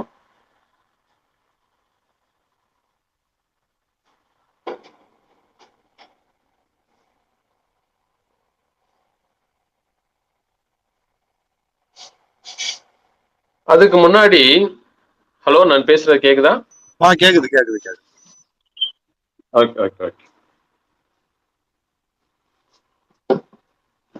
அப்போ அது வரைக்கும் நம்ம வந்து நாட்டை வந்துட்டு அதுக்கு ஏறக்குறைய நம்மள்ட்ட தான் இருந்துச்சு. நாடு, ஒட்டுமொத்த நாடும் வந்துட்டு காங்கிரஸ் கட்சியிடம் தான் இருந்தது. இடையில சும்மா சின்னதா ஒரு ஜனதா கட்சியினுடைய ஆட்சி வந்துட்டு போனுச்சு. அதெல்லாம் ஒரு பக்கம் இருக்கட்டும். ஆனால் நாட்டினுடைய பொருளாதார திட்டமிடல்களை தீர்மானிப்பதில் அல்லது நாட்டினுடைய பொருளாதார வளர்ச்சியை தீர்மானிப்பதில் காங்கிரஸுக்கு மிகப்பெரிய பங்கு இருந்தது. அப்படி அது ரொம்ப சிறப்பா அதை நோக்கி அடுத்து வந்துகிட்டு இருந்த காலகட்டத்துல நான் மிக முதன்மையாக முதல்ல நான் சொன்னது மாதிரியே வந்துட்டு நம்ம எவ்வளவு கஷ்டப்பட்டாலும் பரவாயில்ல, பொருளாதார ரீதியா நமக்கு பெரிய வளர்ச்சி இல்லைனாலும் பரவாயில்ல, வெளிநாட்டு முதலீடுகள் நமக்கு பெரிய அளவில் குவியவில்லை என்றாலும் பரவாயில்லை, நாம் வந்து ஒரு தனித்த பொருளாதாரமாக, குறிப்பாக நேரு வந்துட்டு இந்த 3ஆம் அணி என்று ஒன்று ஏற்படுத்தினார் இல்லையா, அணி சேரா நாடுகள் அப்படின்னு ஒரு இதை வந்துட்டு அவரு நேருடைய காலத்துல வந்துட்டு ஏற்படுத்தப்பட்டுச்சு. நான் அலையன்ஸ் மூவ்மெண்ட்ங்கிறது ஒண்ணு இருந்துச்சு. அந்த கண்ட்ரிஸ், நான் அலையன்ஸ் கண்ட்ரிஸ், அதுக்கு நம்ம தான் தலைமை தாங்கணும் ஒரு காலகட்டத்துல. அப்போ அந்த வகையெல்லாம் வந்துட்டு நாம் ஒரு தனித்துவம் மிக்கவர்களாக இருக்க வேண்டும் அப்படிங்கிற ஒரு இது இருந்துகிட்டு இருந்துச்சு. இந்த நேரத்துலதான் வந்து டங்கல் அதை முன்வைக்கிறார். புதிய பொருளாதார கொள்கை முன்வைக்கப்படுகிறது. இந்த புதிய பொருளாதார கொள்கையினுடைய இன்னொரு ஒரு டைமென்ஷன் ஒண்ணு இருக்கு, பரிமாணம் ஒண்ணு இருக்கு. அந்த பரிமாணம் இங்க ரொம்ப முக்கியமானது. ஏன் புதிய பொருளாதார கொள்கை அல்லது வந்து தாராளமய பொருளாதார கொள்கை என்பது உலக அளவில் எல்லா நாடுகளாலும் ஏற்றுக்கொள்ளப்பட்டது? அந்த ஒரு சிறிய பின்னணியை இந்த இடத்துல நான் சொல்லிடுறேன். சொல்லிட்டு கடைசியாக வந்து நேருனுடைய கொள்கைகளும் மன்மோகன் சிங்குடைய கொள்கைகளும் எப்படி வந்து இந்த சோசியலிச பின்னணியில நமது புதிய பொருளாதார அல்லது தாராள பொருளாதார கொள்கையை நாம் கொஞ்சம் முன்னெடுத்தோம் என்பதை நான் கடைசியாக நிறைவு செய்யலாம் அப்படின்னு நான் நினைக்கிறேன். ரொம்ப நேரம் எடுத்துக்க மாட்டேன். நான் ஆரம்பத்திலே இது சம்பந்தம் கொஞ்சம் திட்டமிட்டோம், கொஞ்சம் நேரம் அதிகமா எடுத்துக்கணும். இருந்தாலும் இப்ப நான் சொல்லிக்கிட்டு இருக்கக்கூடிய அந்த அடிப்படை புரிதல்கள்ங்கிறது வந்து ரொம்ப முக்கியம். எதனால சொல்றேன்னா, சோசியலிசத்துக்கு எதிரான சிந்தனைகள் கொண்டவர்கள் காங்கிரஸ்காரர்களாக இருக்க முடியாதுங்கிறத முதல்ல மனசுல வச்சுக்கோங்க. ஏனென்றால் நமது முகப்புரையிலேயே சோசியலிசம் என்கிற வார்த்தை இடம்பெறுகிறது. சோசியலிச பொருளாதாரத்தை இந்தியாவினுடைய முதல் நவீன இந்தியாவின் சிற்பி என்று அழைக்கப்படுகிற ஜவஹர்லால் நேரு முன்னிறுத்தினார். அதை தொடர்ந்து சோசியலிச பார்வையிலேயே நாம் எப்படி நடைபோடுவது என்று நாம் அடுத்தடுத்த கட்டங்கள் வந்து குறிப்பாக 5 ஆண்டு திட்டங்கள் எல்லாம் நிறைய தான் வந்து செஞ்சு முடிச்சாங்க. நேருவுக்கு பிறகும் கூட 5 ஆண்டு திட்டங்கள் தொடர்ந்தன. அதுல அதுதான் செய்யப்பட்டுச்சு. மன்மோகன் சிங் காலத்தில் ஏற்படுத்தப்பட்ட தாராள பொருளாதார கொள்கைங்கிறத நிறைய பேர் எப்படி தப்பா புரிஞ்சுக்கிறாங்கன்னா, அல்லது சோசியலிசம் பற்றின அந்த வரலாற்று புரிதல் இல்லாதவர்கள் என்ன புரிஞ்சுக்கிறாங்கன்னா, சோசியலிசத்திற்கு எதிராக கொண்டு வரப்பட்டது தாராள பொருளாதார கொள்கை, அதுவும் குறிப்பாக மன்மோகன் சிங் தாராள பொருளாதார கொள்கை. இப்ப வேணா நீங்க சொல்லலாம், இன்றைக்கு இருக்கக்கூடிய பிஜேபியினுடைய ஆட்சியில வந்துட்டு தாராள பொருளாதார கொள்கைங்கிறது சோசியலிசத்திற்கு எதிரானது அப்படின்னு சொல்றதுல எந்த சந்தேகமும் நமக்கு இருக்க வேண்டியதில்லை. சோசியலிசத்தை ஒழித்து கட்ட வேண்டும் என்பதுதான் அவர்களுடைய மிக முக்கியமான ஒன்றும் கூட. 2014 முதல்ல அவர்கள் ஆட்சிக்கு வந்த பொழுது என்னுடைய வகுப்புல இருந்த ஒரு மாணவன் சொன்னான். அவன் வந்துட்டு அப்போ வந்து பிஜேபியினுடைய மாணவர் அணியினுடைய சம்திங் ஒரு பெரிய ஒரு பொறுப்புல வந்து இருக்கிறான். என் வகுப்புல உட்காந்துருக்கும் போது அவன் சொல்றான், சார் வந்து நடந்த கூட்டத்துல வந்து இந்த மாதிரி ஒரு விஷயம் வந்துட்டு பகிர்ந்துருக்காங்க. அது என்னன்னா அவங்களுடைய திரிசூலம் என்று சொல்லுறோம் இல்லையா, அந்த திரிசூலத்தை முன் வச்சு அப்ப அவங்க பேசின பேச்சு என்னன்னா, திரிசூலத்தினுடைய ஒரு முனை, அந்த ஒரு முனை வந்துட்டு முஸ்லீம்களுடைய ஒரு முனை வந்துட்டு புத்தனும், இன்னொரு முனை வந்துட்டு கடவுள் நம்பிக்கையற்றவர்கள் பிளஸ் தலித்துகள், இவங்களை குறிவைக்கிற 2வது முனை. மூன்றாவது முனை கம்யூனிஸ்டுகள். கேக்குதா? இப்ப கேக்குதா?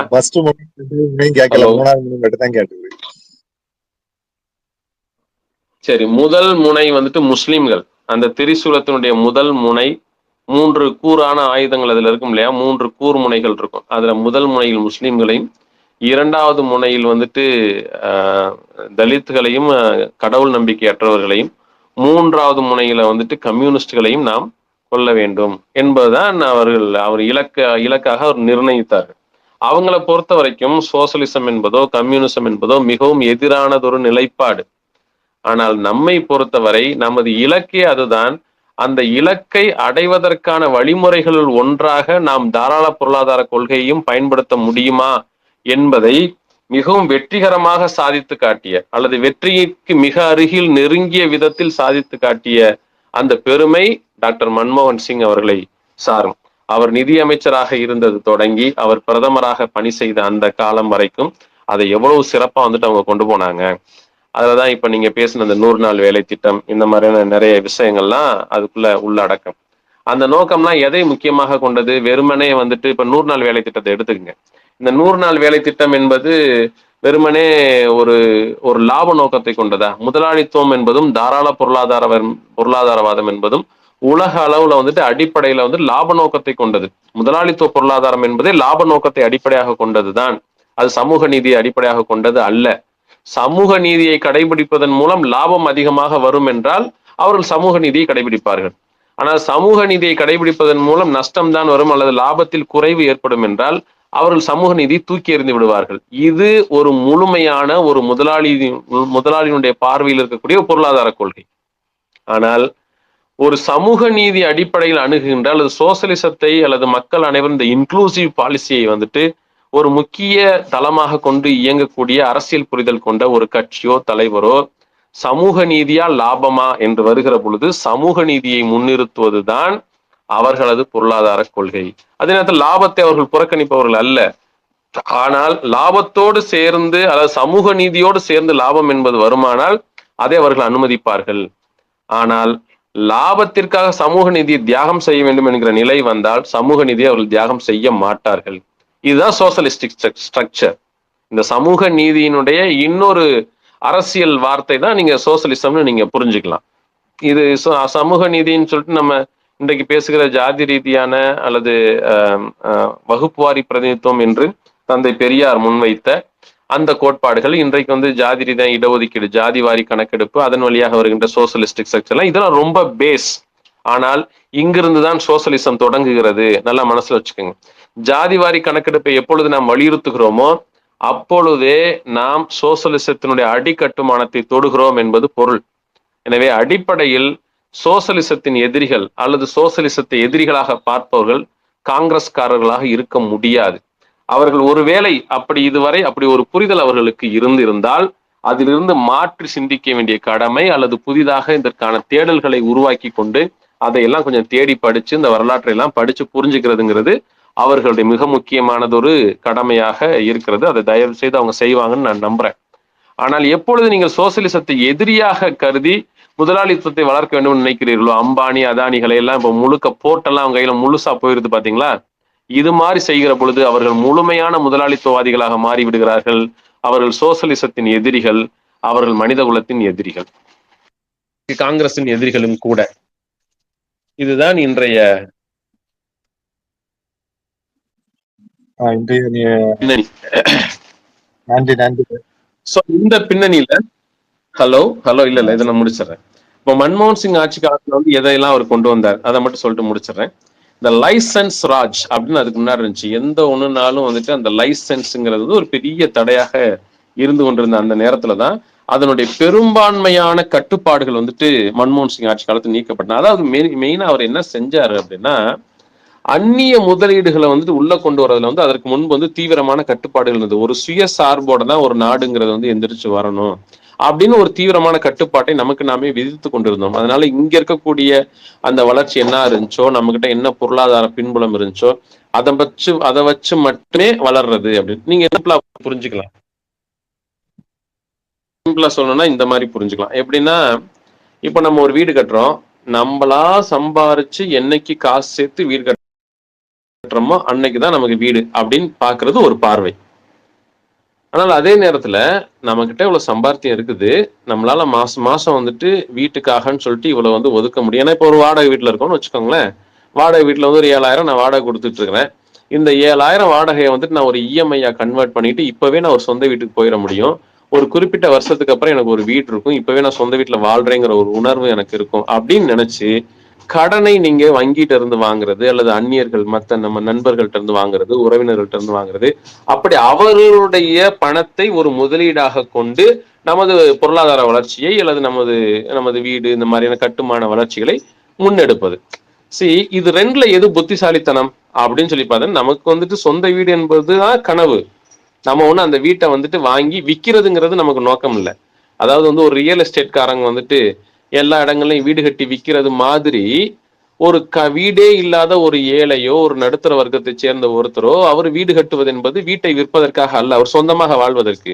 ஆனால் அப்படி சொந்தமாக வாழ்வதற்கு அவர் எந்த உத்தியை பயன்படுத்துகிறார்? இதற்கு முன்பு பயன்படுத்தினதுல வந்து என்னைக்கு நம்மளால சொந்தமா காசு சேர்த்து வீடு கட்டுற அளவுக்கு காசு நம்மளால சேர்க்க முடியுமோ அன்னைக்கு நம்ம வீட்டை கட்டிக்குவோங்கிறது ஒரு பார்வை. இதான் நம்மள்ட்ட இருந்த பழைய பாலிசி, நீங்க வச்சுக்கலாம், பழைய பொருளாதார கொள்கை.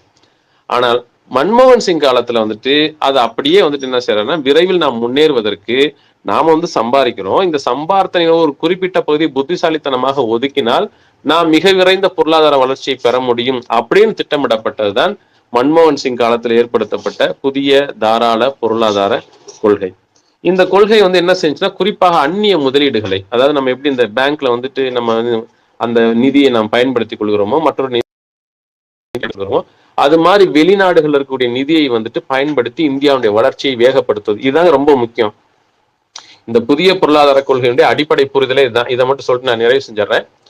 ஏன் புதிய பொருளாதார கொள்கை வந்து உலகம் முழுக்க எல்லா நாடுகள்லையும் வந்துட்டு அது வேகமாக அது பரவுச்சு அப்படின்னா, ஒரு கட்டத்துல புதிய பொருளாதார கொள்கையில் வந்து கையெழுத்தில்லாத நாடுகள்லாம் தனித்தீவுகளாக மாற்றப்படுகிற அளவிற்கு பொருளாதார ரீதியாக அவர்கள் தனிமைப்படுத்துகிறப்படுகிற அளவுக்கு அது ஆனாங்க.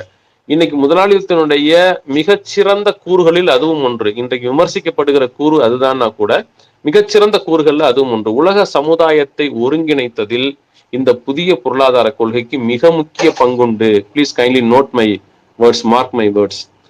இந்த உலக சமூகத்தை தனித்தனி நாடுகளாகவும் தனித்தனி மனிதர்களாகவும் பிரிந்து கிடந்தவர்களை ஒரு ஒட்டுமொத்தமாக பூமியின் ஒரே குடிகள், நம்ம நாடுகளாக மட்டும் நம்மளை அடையாளப்படுத்திட்டு இருந்தோம்ல, இந்த நாடுகளாக மட்டுமே அடையாளப்படுத்தி கொண்டிருந்தவர்களை நீங்கள் ஒட்டுமொத்த பூமியின் ஒரே குடிகள் தான், ஒரே மனித இனத்தை சேர்ந்தவர்கள் தான் என்று இணைத்த ஒரு முக்கியமான இழையில் ஒன்று இந்த புதிய பொருளாதார கொள்கை. இதுதான் என்ன செஞ்சுன்னா, உலக நாடுகள் முழுக்க நீங்க எங்கெல்லாம் வந்துட்டு இந்த பொருளாதார கொள்கை ஏற்றுக்கொள்ளப்பட்டதோ அங்கெல்லாம் நீங்க தாராளமாக எந்த ஒரு தனி மனிதனும் முதலீடு செய்ய முடியும், எந்த ஒரு நிறுவனமும் முதலீடு செய்ய முடியும். இன்றைக்கு நம்ம மல்டிநேஷனல் கம்பெனிஸ் என்று நாம் சொல்கிறோம் இல்லையா, எம்என்சிஸ்.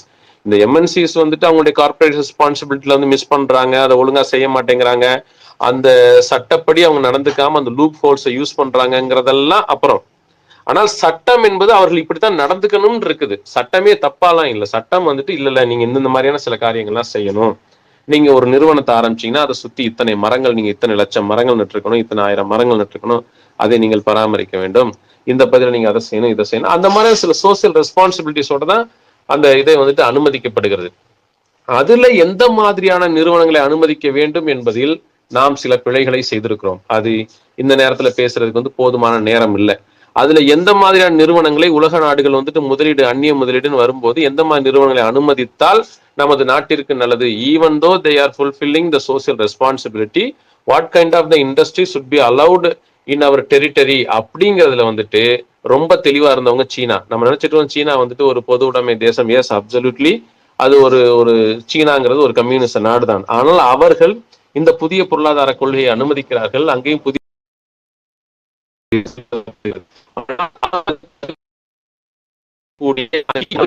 அந்த பிளாட்ஃபார்ம்ங்கிறது வேற. அவர்கள் எல்லா தளத்திலையும் வந்துட்டு அந்நிய முதலீட்டை வந்துட்டு அனுமதிக்க மாட்டாங்க. எந்தெந்த இதுல வந்துட்டு அந்நிய முதலீட்டை அனுமதிப்பதன் மூலமாக அவர்கள் நாடு வளர்ச்சி பெறுமோ அதை மட்டுமே அவர்கள் அனுமதிக்கிறார்கள். அது இன்னொரு தளத்தில் நாம் பேசுவோம். ஆனால் இங்க வந்துட்டு உலக நாடுகள் எல்லாமே இப்படி செய்வதன் மூலம் வேகமான பொருளாதார வளர்ச்சியை அடைய முடியும் என்று உணர்ந்ததன் விளைவாக எல்லா நாடுகளும் புதிய பொருளாதார கொள்கையை ஏற்க தொடங்கின. அப்படி ஏற்காத நாடுகள் அவர்கள் பின்தங்கியே இருக்க ஆரம்பித்தார்கள். அப்படிதான் இருந்துச்சு. இந்த சூழல்ல தான் மிக தைரியமாக நரசிம்மராவ் பீரியட்ல அந்த முடிவை காங்கிரஸ் அரசு மேற்கொள்கிறது. அந்த முடிவை மேற்கொண்டதுல வந்துட்டு டாக்டர் மன்மோகன் சிங்குடைய பங்களிப்பு மகத்தானது. ஏன்னா அவர் ஒரு அடிப்படையில ஒரு பொருளாதார மேதை என்பதால் அவர் தான் வந்துட்டு புரிய வைக்கிறார், இது ரொம்ப அவசியமானது. இதனால நம்ம வந்துட்டு சமூக நீதிக்கு எதிராகவோ அல்லது சோசியலிசத்துக்கு எதிராகவோ நாம் போய்விட போவதில்லை. இதனால் வரக்கூடிய அந்த வளர்ச்சியை, பொருளாதார வளர்ச்சியை நாம் சமூக நீதிக்கு பயன்படுத்த முடியும் என்று அவர் வாதிடுகிறார். அப்படி செஞ்சதனுடைய விளைவுதான் 100 நாள் வேலை திட்டம். இந்த 100 நாள் வேலை திட்டம் பின்னாடி வந்துச்சு பாருங்க, அது ஆர்டி ஆக்ட், இது எல்லாருக்குமான கல்வி எல்லாத்துக்கும். இதெல்லாம் எங்க இருந்து அதற்கான நிதி பெறப்படுதுன்னு நீங்க நினைக்கிறீங்க? இந்த மாதிரியாக வந்த ஒரு பொருளாதார வளர்ச்சிங்கிறது ரொம்ப முக்கியமானது. அதுல மிக முக்கியமா வந்து பாத்தீங்கன்னா, அதுக்கு முன்னாடி வந்து பாத்தீங்கன்னா 3.5% இவ்வளவுதான் நம்மளுடைய பொருளாதார வளர்ச்சிங்கிறது வந்துட்டு இருந்துச்சு. 3.5 3.8. ஆனால் இந்த புதிய பொருளாதார கொள்கை அமுல்படுத்தப்பட்ட அந்த காலகட்டத்துல, அதற்கு பிறகு மன்மோகன் சிங் ஆட்சியுடைய காலத்துல மெல்ல மெல்ல அது 4.5 7 இப்படி அதிகரிச்சு கடைசியில 7.8 8% இப்படி மிகப்பெரிய பொருளாதார வளர்ச்சியை வந்து நாம் அடைய ஆரம்பித்தோம். அது மாதிரி ஜிடிபியில வந்துட்டு பாத்தீங்கன்னா, நான் நீங்க தரவுகளே உங்களுக்கு நான் தர முடியும். நான் அதுக்கு தேடி எடுக்கிறது கொஞ்சம் எடுத்து வச்சேன் அந்த தரவுகளை. நீங்க அந்த கொஞ்சம் நீங்க கலந்துரையாடும் போது அந்த தரவுகளை நான் சொல்றேன். எந்தெந்த எவ்வளவு நம்ம வந்து டிஃபரன்ஸ் வந்துச்சு. அதுக்கு முன்னாடி புதிய பொருளாதார கொள்கை இருக்கிறதுக்கு முன்னாடி நம்மள்ட்ட என்ன புள்ளிவரம் இருந்துச்சு, புதிய பொருளாதார கொள்கை வந்த பிறகு அதை எப்படி வந்துட்டு அந்த பொருளாதார வளர்ச்சியை நாம் எப்படி சமூகத்தின் எல்லா மட்டங்களுக்கும் நாம் விரிவுபடுத்தணும், எப்படி குறிப்பாக காங்கிரஸ் விரிவுபடுத்துச்சு அப்படிங்கிறதெல்லாம் நம்ம வந்துட்டு பார்க்கலாம். ஆனால் இன்றைக்கு இருக்கக்கூடிய அந்த அரசு என்ன செய்யுதுன்னா, அப்படி சமூக நீதிக்கு திருப்பி விடப்பட்ட நிதிகளை எல்லாம் தடுத்து நிறுத்தி தனிப்பட்ட விதத்தில் ஒவ்வொரு துறையிலையும் தனிப்பட்ட விதத்துல ஒரு முழுக்க அம்பானிக்கே கொடுக்கிறது, முழுக்க அதானிக்கே கொடுக்கிறது. எல்லாத்தையும் தனித்தனியா முதலாளிகளுக்கு வந்துட்டு பொதுத்துறை நிறுவனங்களை விற்கக்கூடிய வேலையை இப்போது இருக்கக்கூடிய அரசு செய்ய தொடங்கி விட்டது. ஏற்கனவே லாபத்துல ஒரு நிறுவனம் இயங்கிட்டு இருந்தா கூட அதை வித்துட்டு வந்துட்டு முதலாளிகளுக்கு கொடுத்துட முடியுமா என்று அவர்கள் பார்க்க தொடங்கி விட்டார்கள். ஆக அந்த இடத்துல நாம் மிகப்பெரிய சரிவை நாம் சந்தித்து கொண்டிருக்கிறோம். அதை மறுபடியும் மீள்கட்டமைப்பு செய்வதற்காக நாம் அடுத்த யுத்தத்தில், அதாவது 2029 அந்த தேர்தலை நாம் எதிர்கொள்ள இருக்கிறோம். இந்த இடத்துல வந்துட்டு நமது பொருளாதார கொள்கை தொடர்பாக நமது ராகுலுக்கு இருக்கக்கூடிய அந்த பார்வை நம் அனைவருக்கும் இருக்கிறதா? அவர் என்ன நினைக்கிறாருங்கிறது நமக்கு தெரியுதா? சோசியலிச பின்னணியில் தான் நமது புதிய பொருளாதார கொள்கை என்பதை நாம் அமுல்படுத்துகிறோம். நமது இலக்கு வந்து சோசியலிசத்தை அடைவதுதான். ஏனென்றால் முதலாளித்துவத்தினுடைய அடுத்த படிநிலை, சமூக அறிவியலின்படி முதலாளித்துவத்தின் அடுத்த படிநிலை சோசியலிச கட்டுமானம். சோசியலிசத்தினுடைய அடுத்த படிநிலை தான் கம்யூனிச கட்டுமானம். சோசியலிசமும் கம்யூனிசமும் ஒன்னும் நிறைய பேர் நினைச்சிட்டு இருக்காங்க. அது ரெண்டும் ஒன்று அல்ல, அது ரெண்டும் வெவ்வேறு. அதை விளக்குவதற்கு இப்போது நமக்கு நேரமும் இல்லை. ஆக சோசியலிசத்தை நோக்கிய அந்த நகர்வில் நேருவில் இருந்து தொடங்கி இன்றைக்கு ராகுல் வரை நாம் அந்த பார்வையில் இருந்து விலகவில்லை. சோசியலிச பின்னணியில் தான் நமது புதிய பொருளாதார கொள்கைகளை நாம் அமல்படுத்துகிறோம். அப்படி நம்மால கொண்டு வரப்பட்டதான் அந்த MSME, இந்த சிறு தொழில் நிறுவனங்கள்லாம் இருக்கு இல்லைங்களா, அந்த சிறு தொழில் நிறுவனங்கள், அது மாதிரி ஏராளமான கடன் உதவிகள் வந்துட்டு விவசாயிகளுக்கு நாம் கொடுத்தது, இந்த ரைட் டு எஜுகேஷன் ஆக்ட், இது மாதிரி நிறைய 100 நாள் வேலை திட்டம். ஒரு முறை ராகுல் பேசும்போது சொன்னார், அதோடு நான் நிறைவு செய்கிறேன். அப்போ வந்து ஒரு இது அனௌன்ஸ் பண்ணியிருந்தாங்க இல்லையா, அந்த தேர்தல் அப்போ வந்துட்டு 6000 ரூபாய் ஒவ்வொருத்தருக்கும் நாம வந்து ஒவ்வொரு மாசமும் கொடுப்பது. உங்களுக்கு அந்த திட்டம்லாம்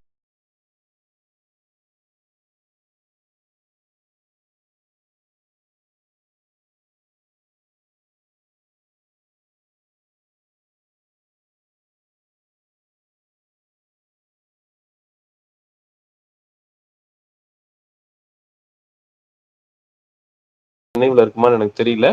நான் சொல்றது வந்துட்டு 2019 தேர்தலாக இருக்கலாம், அல்லது ஆமா 2019 தேர்தல் தான் ராகுல் அதை பேசுறாரு. அவரு பேசும்போது சென்னையில வந்து ஸ்டெல்லா மேரிஸ் கல்லூரியில் தான் அந்த உரையை ஆற்றினார். அப்ப சொல்றாரு, ஒவ்வொருத்தருக்கும் மாசம் மாசம் 6000. இப்ப நம்ம 1000 ரூபாய் பேசிட்டு இருக்கோம் இல்லையா, இங்க தமிழ்நாட்டுல வந்து 1000 ரூபாய் கொடுத்துட்டு இருக்காங்க. அது ஒரு பெரிய சாதனையாக பார்க்கப்படுகிறது.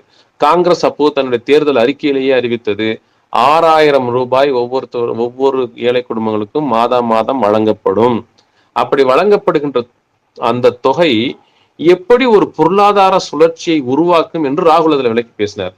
ஒருத்தனுடைய பாக்கெட்ல நான் 6000 ரூபாய் கொண்டு போய் வைக்கும்போது அது எப்படி வந்துட்டு சந்தைக்கு அந்த 6000 ரூபாய் வரும், அவர் என்னென்ன பொருட்களை வாங்குவார், அதன் மூலமாக அந்த தொழில்கள் எப்படி வந்துட்டு மேம்படும், அந்த தொழிலை செய்கிறவர்கள் எப்படி மேம்படுவார்கள், அதன் மூலமாக ஒரு பொருளாதார சுழற்சி என்பது எப்படி ஏற்படும், அந்த பொருளாதார சுழற்சியின் வழியாக நாட்டினுடைய எல்லா குடிமக்களும் எப்படி நன்மை அடைவார்கள், பொருளாதார வளர்ச்சி பெறுவார்கள். இதுதான் சோசலிச பார்வை.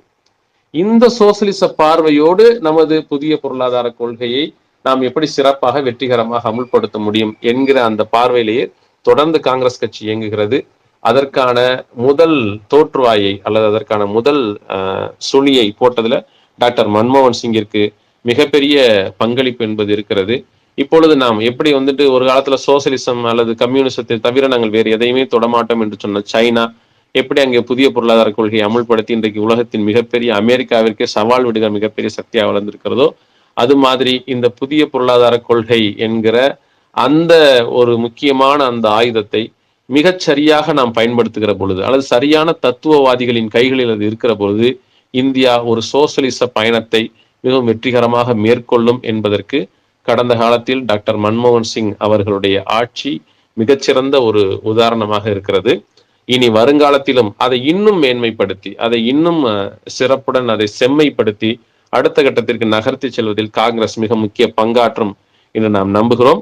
அந்த இடத்திற்கு காங்கிரஸை கொண்டு வந்து நிறுத்துவது, அந்த அந்த அதிகார பீடத்தில் காங்கிரஸை அமர்த்துவது என்பது நமது ஒவ்வொருவருடைய கைகளிலும் இருக்கிறது. காரல் மார்க்ஸ் பிறந்த இந்த தினத்தில் மனித குலத்தை அன்பு செய்வதுதான் மனித பண்பின் உச்சம் என்று இந்த உலகுக்கு நிரூபித்த அல்லது அறைகூவல் விடுத்த அதையே ஒரு மிகப்பெரிய கொள்கையாக பறைசாற்றிய காரல் மார்க்ஸையும் இந்த காங்கிரசினுடைய புதிய பொருளாதார கொள்கையையும் ஒரே நேரத்தில் நினைவு கூறுகிற இந்த தருணத்தில் இந்த இணைய கருத்தரங்கில் பங்கேற்கக்கூடிய உங்கள் அனைவருக்குமே எனது வாழ்த்துக்களையும் நன்றிகளையும் சொல்லிக் கொள்கிறேன். இதோடு இந்த என்னுடைய கருத்துக்களை நிறைவு செய்ய ரொம்ப நேரம் எடுத்துட்டேன்னு நினைக்கிறேன். இருந்தாலுமே எனக்கு நிறைவு இல்லை. இதுல நிறைய விஷயங்கள் தொட்டு பேசுறதுக்கு எனக்கு நிறைய இருக்குது. இருந்தாலும் பரவாயில்ல. இனி உங்களுடைய கருத்துக்களை வரவேற்கிறேன். நன்றி. டேனியல் டாக்டர், உங்களுடைய ஏதாவது கொஸ்டின்ஸ் இருக்கா அல்லது ஏதாவது கருத்துக்கள் சொல்றீங்களா? டாக்டர் சுந்தர் இருக்காரு, நீங்க இருந்தீங்கன்னா உங்களுடைய கருத்து சொல்லுங்க. அடுத்த டாக்டர் சுந்தர் பேசலாம்.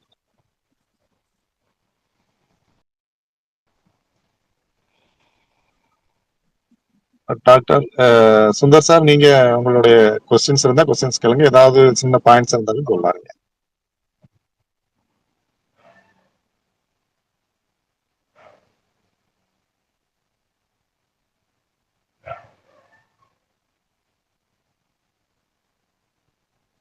சார் இருக்கிறாரா? சுந்தர் சார் இருக்கீங்களா? 2 பேரும் மைக்ல தான் இருக்காங்க.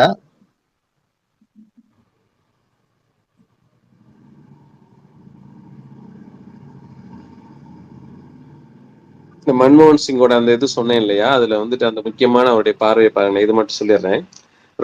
Reforms are not anti poor. மன்மோகன் சிங் சொன்னது இது. Reforms are not anti poor. அதாவது அந்த புதிய பொருளாதாரத்தை கொண்டு வருவது, சீர்திருத்த பொருளாதாரம் என்பது அது ஆன்டி புவர், ஏழைகளுக்கு எதிரானது இல்ல. They help us generate more resources for the poor. இதுதான் நான் முதல்ல சொன்னேன். இது வந்துட்டு ஏழைகளுக்கு உதவி செய்வதற்கு, வளங்களை மேலும் பெருக்குவதற்கு இது நமக்கு உதவி செய்யும். ஏழைகளுக்கு உதவி செய்வதற்காகவே வளங்களை பெருக்குவதற்கு உதவி செய்வதுதான் சீர்திருத்த பொருளாதாரம். இதுதான் மன்மோகன் சிங்கினுடைய பார்வை, இதான் அவர் கொண்டிருந்த கொள்கை. அல்லது மற்றவங்களுடைய கருத்தை பதிவு செய்யுங்க. Sundar sir, doctor Sundar sir, உங்களுடைய கருத்துக்களை சொல்லுங்க சார். ஹலோ, கேக்குதுங்களா சார்? கேக்குது சார். வணக்கம் சார். வணக்கம். நான் ஜஸ்ட் லிஸ்னரா தான் ஜாயின் பண்ணேன். சார் ரொம்ப நல்லா பேசினாங்க. ஒரு சில கருத்துக்கள்லாம் ரொம்ப தெளிவா சொல்லியிருந்தாங்க. ரொம்ப நல்லா புரிஞ்சிச்சு. என்ன ஒண்ணு, கண்டினியூவா பேசணும் சார், இன்னும் நிறைய டைம் பேசணும்னு எதிர்பார்த்தேன். ரொம்ப ஷார்ட்டா முடிச்சுட்டாங்க. அதுதான், மற்றபடி ரொம்ப நல்லா இருந்தது சார். நன்றி சார். இல்ல, உங்க எல்லாருடைய பார்ட்டிசிபேஷன் இருக்காங்க. நாங்க தான் சார குயிக் பண்ணி முடிக்க வச்சிருக்கோம். இல்ல அவரு ஒரு பாயிண்ட் சொல்லும் பொழுது இதோட நான் முடிச்சுக்கிறேன், இதோட அப்படியே அந்த ரஷ்ல வந்த மாதிரி இருந்தது. ஆனா ரொம்ப இன்ட்ரெஸ்டா இருந்தது கேட்கறதுக்கு, கண்டினியூவா கேட்கணும் தான். டைம் போறதே தெரியல. சார் மகிழ்ச்சி மகிழ்ச்சி. பேராசிரியர் சார் வந்து அடிக்கடி நம்மளுடைய இதுல சிறப்பு விருந்தினரா நம்ம கூட்டிட்டு வரோம். அவங்க நிறைய பிஸி ஷெட்யூல்லையும் நம்மளுக்கு வந்து நம்மளுக்காக டைம் அந்த வகையில பாராட்டணும். சாரோட செஷன் நான் எதுவுமே மிஸ் பண்ண மாட்டேன் சார். ஓகே. மதன் மதன் மதன்குமார், நீங்க மைக் வாங்கிட்டு மேல வரலாம? நிறைய விஷயங்களை சொல்லக்கூடிய தோழர், நீங்க உங்க மைக் அக்செப்ட் பண்ணிக்கோங்க, மேல வாங்க. டாக்டர் டேனியல் ஃப்ரீயா இருக்கீங்களா? ஆள் பிஸியா இருப்பீங்கன்னு நினைக்கிறேன். சரி, வேற யாருக்கும் மைக் வேணும்னா வாங்குங்க. எல்லாரும் கேட்கறதுக்கு தான் ஆர்வமா இருக்காங்க போல.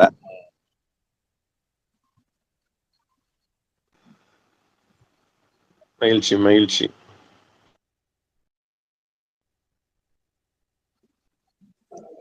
பேராசிரியர், நீங்க ஏதாவது ஆட் ஆன் பண்ணணும்னா ஆட் ஆன் பண்ணிக்கோங்க. வேற வேற மைக் வாங்கி பேசுற மாதிரி இன்ட்ரெஸ்டா இல்ல ஒரு ஆளும்.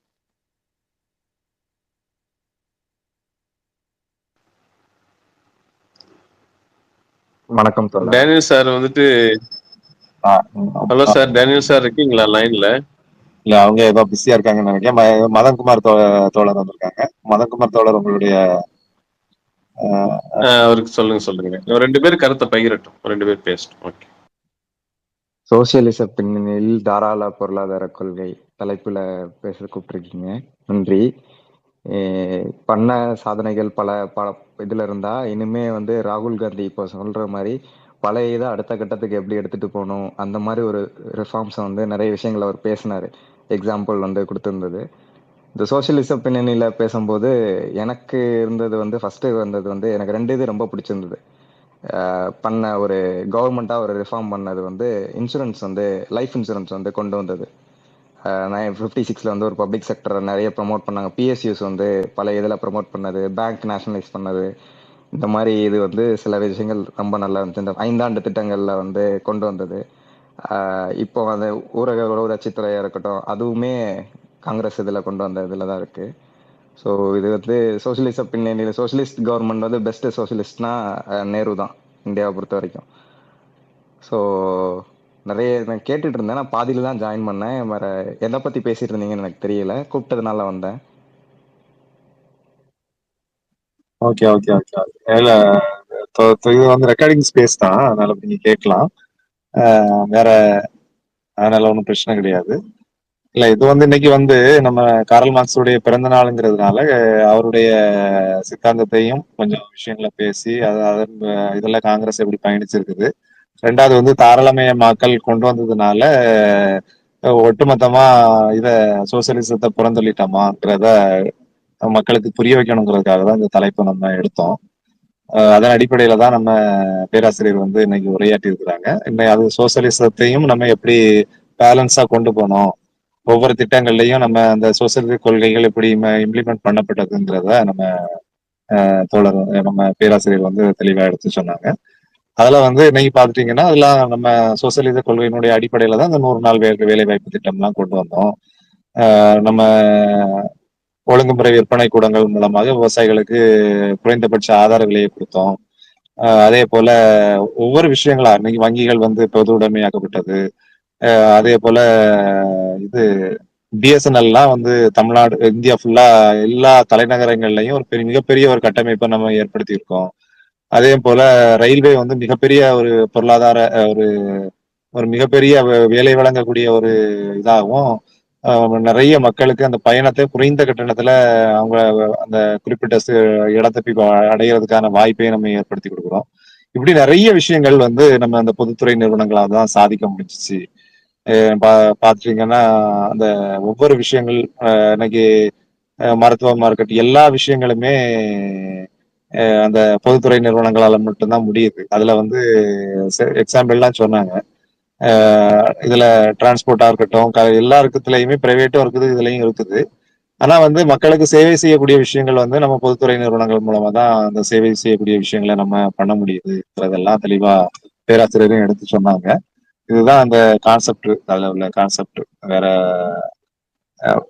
பிடி சாம்பிள் தோழர் வந்திருக்கிறாங்க, உங்களுக்கு பிடி சாம்பிள் தோழர் மைக் கொடுத்துருக்கேன், அக்செப்ட் பண்ணி.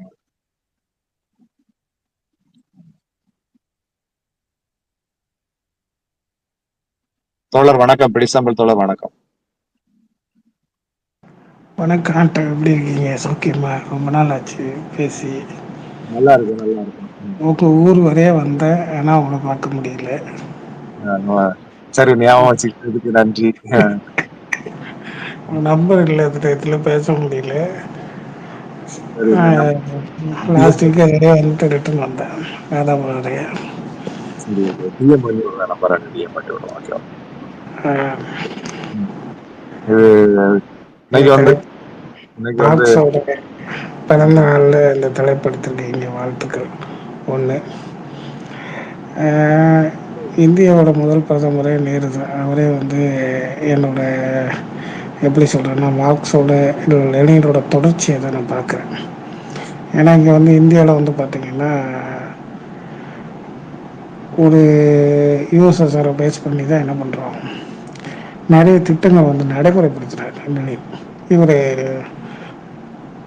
நேரு வந்து சிறந்த நாத்திகர். உங்களுக்கு இந்த விஷயம் தெரிஞ்சிருக்குமா என்ன தெரியாது. ஏர் இந்தியான்னு ஒரு விமான நிறுவனத்தை வந்து இந்தியா வந்து டாட்டாட்ட இருந்து வாங்குது. அப்போ இந்தியாவோட பிரதமர் நேரு என்ன பண்ணுறாருன்னா, அப்போ நம்மகிட்ட வந்து அவ்வளோ தூரம் பணமும் இல்லை வாங்குறதுக்கு. அவர் டெல்லியில் இருக்கிற அவரோட சொத்துக்களை விற்று தான் என்ன பண்ணுறாரு, அந்த ஏர் இந்தியா வாங்குறாரு. இது உங்களுக்கு எவ்வளோ பேருக்கு தெரியும்னு தெரியல எனக்கு. அந்த மாதிரி ஒரு மகத்தான தலைவர்கள் உருவாக்கின ஒரு கட்டமைப்பை இன்றைக்கி எப்படி சிங்கிளாக பிரிக்கிறாங்கன்றதை பார்த்துக்கோங்க. உங்களுக்கு இந்தியா முழுதும் ரேஷன் கடுமையான பஞ்ச காலகட்டத்தில் அதை அறிமுகப்படுத்துகிறாங்க. ஆனால் இன்றைக்கி வந்து அது எல்லா இடத்துலையும் போய் சேர்ந்ததானே கிடையாது. சில மாநிலங்கள் மட்டும்தான் அதை வந்து சரியாக பயன்படுத்தியிருக்குது. அதே மாதிரி மதன் சொன்ன மாதிரி அந்த இன்சூரன்ஸ், இன்றைக்கி எல்ஐசி வந்து இந்தியாவோட மிகப்பெரிய லாபகரமாக இருக்கிற ஒரு பொதுத்துறை நிறுவனமாக இருக்குது.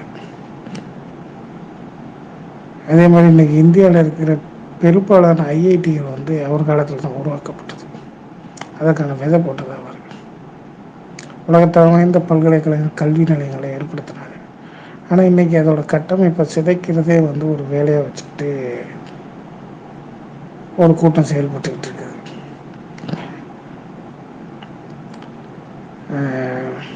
இந்த ஒரு இக்கட்டான காலகட்டத்தில் சோசியலிசத்தையும் தூக்கி பிடிக்க வேண்டிய காலத்தின் கட்டாயம் வந்து காங்கிரஸுக்கு இருக்குது. இது அவங்க கொள்கையில் அப்படின்னு நினச்சி இதை கைவிட்டுட்டு போகிற அளவுக்கு கைவிட்டுட்டு போனீங்கன்னா இன்னமும் நம்ம கடைசி வரை இவங்களை எதிர்த்து போராடிட்டு தான் இருக்கணும் காலம்புறம்.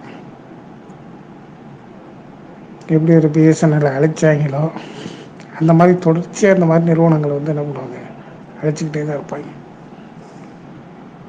ஏன்னா அவங்க குரு கோல்வார்கர் என்ன பண்ணியிருக்காருன்னா, பஞ்சாப் தட்டில் எழுதி வச்சுட்டு போயிருக்காப்படி, ஒரு தேசத்தை அழித்து நம்ம கையில் கொண்டு வரணும்னு நம்ம என்ன பண்ணணும்னா, பொதுத்துறை நிறுவனம் அரசுக்குன்னு எதுவுமே பொறுப்பு இருக்கக்கூடாது. பொதுத்துறை நிறுவனங்களை அழித்து என்ன பண்ணு, நீ பெரும் பணக்காரர்கள் விட்டு அதை கொடு, அரசே கவுளன்னு நினைச்சாலும் அவங்க கவுக்க விட மாட்டாங்க அப்படின்னு எழுதி வச்சுட்டு போயிருக்கேன். அப்படி அதை பின்பற்றி தான் அந்த 12 வருஷமா செயல்படுத்திக்கிட்டு இருக்கிறாங்க. அந்த பெரும் பணக்காரர்கள் யார் யாருன்னு நமக்கே தெரியும், எப்படி இந்தியாவோட வளங்களை சூறையாடிட்டு இருக்கிறாங்கன்றது.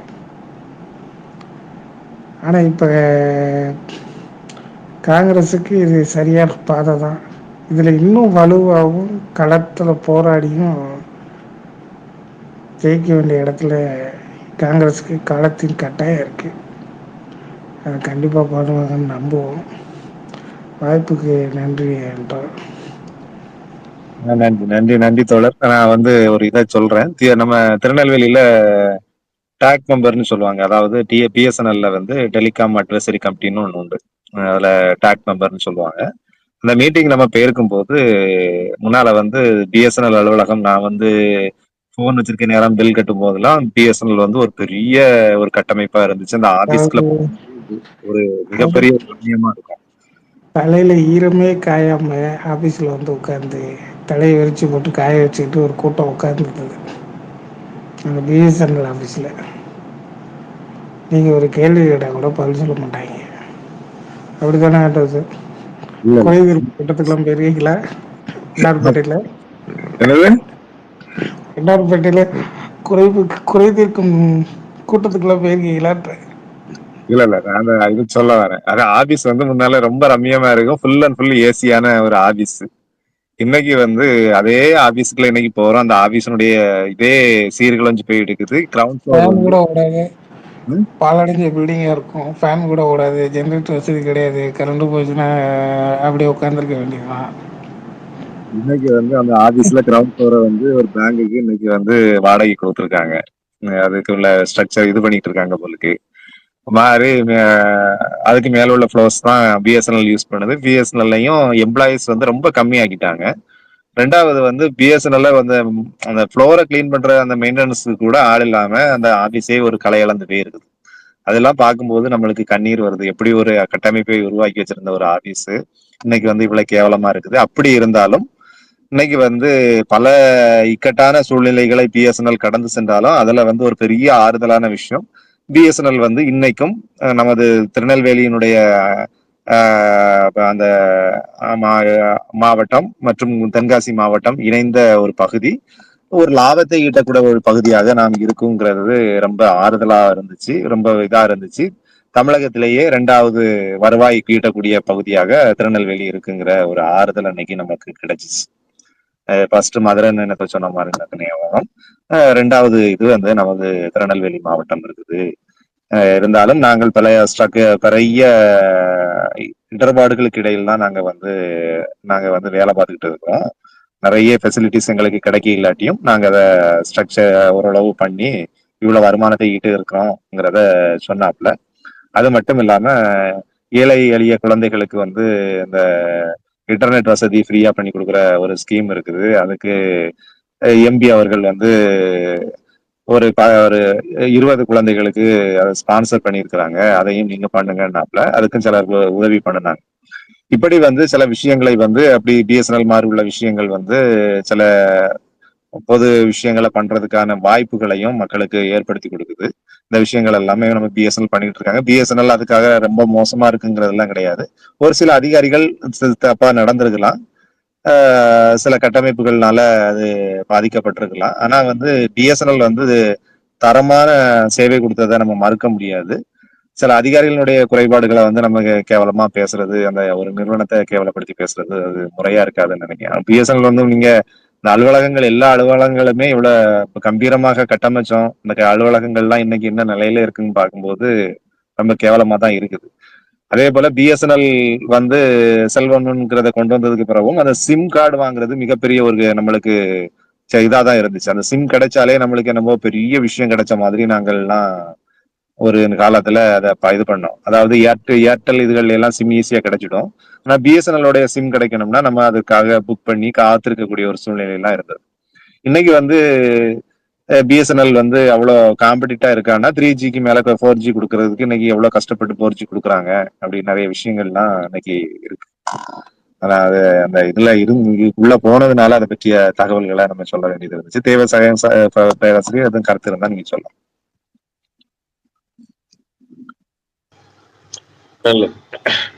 நல்ல கருத்துல பயனுங்க. குறிப்பா சார் பிடிசா சார் வந்துட்டு நல்ல அருமையான தகவல்கள், வரலாற்று தகவல்கள்லாம் இங்க பதிவு செஞ்சாரு. மகிழ்ச்சி, பாராட்டுகள். ஒரு சில தரவுகள் உங்களுக்கு சொல்றேன்னு சொல்லியிருந்தேன் இல்லையா? அந்த 1991 வரைக்கும் ஒரு 5 தரவு மட்டும் உங்களுக்கு நான் சொல்றேன். 1991 வரைக்கும், அதாவது புதிய பொருளாதார கொள்கை அமுல்படுத்தப்படுகின்ற வரை, ரெண்டுலையுமே நம்ம சோசியலிச பார்வையிலிருந்து நம்ம வெளியே போகல. அதான் இந்த கருத்தரங்கத்தினுடைய மிக முக்கியமான பாயிண்டே அதுதான். 1991 வரைக்கும் நம்ம அந்த ஒரு ட்ரெடிஷ்னலா இருந்த வரைக்கும் வந்து பாத்தீங்கன்னா உள்நாட்டு உற்பத்திங்கிறது 3% இருந்துச்சு. அந்த கட்டுக்குள்ளதான் இருந்துச்சு. நான் சொல்றது இப்ப தரவு டேட்டா சொல்லிட்டு இருக்கேன். ஆனால் அதுவே 2004 மன்மோகன் சிங் பீரியட், அந்த பீரியட் வரைக்கும் வந்து அந்த காலகட்டத்துல வந்து நீங்க வந்து பாத்தீங்கன்னா அவருடைய இத்தனைக்கும் அவர் ஆட்சிக்கு வரல, அதை இம்ப்ளிமெண்ட் மட்டும் பண்ணி விட்டு போயிருந்தார். 2004 பிறகுதான் அவருடைய இது வருது, மன்மோகன் சிங்குடைய பீரியட் வந்து தொடங்கு. அதுக்கு முன்னாடி வரைக்குமே 91ல இருந்து 2004 வரைக்குமே கூட வந்துட்டு என்ன நடந்துருந்துச்சு அப்படின்னு வந்து பாத்தீங்கன்னா 6.3ல இருந்து 7.5% வரைக்கும் உள்நாட்டு உற்பத்தி வந்து குரோத் ஆயிருந்துச்சு.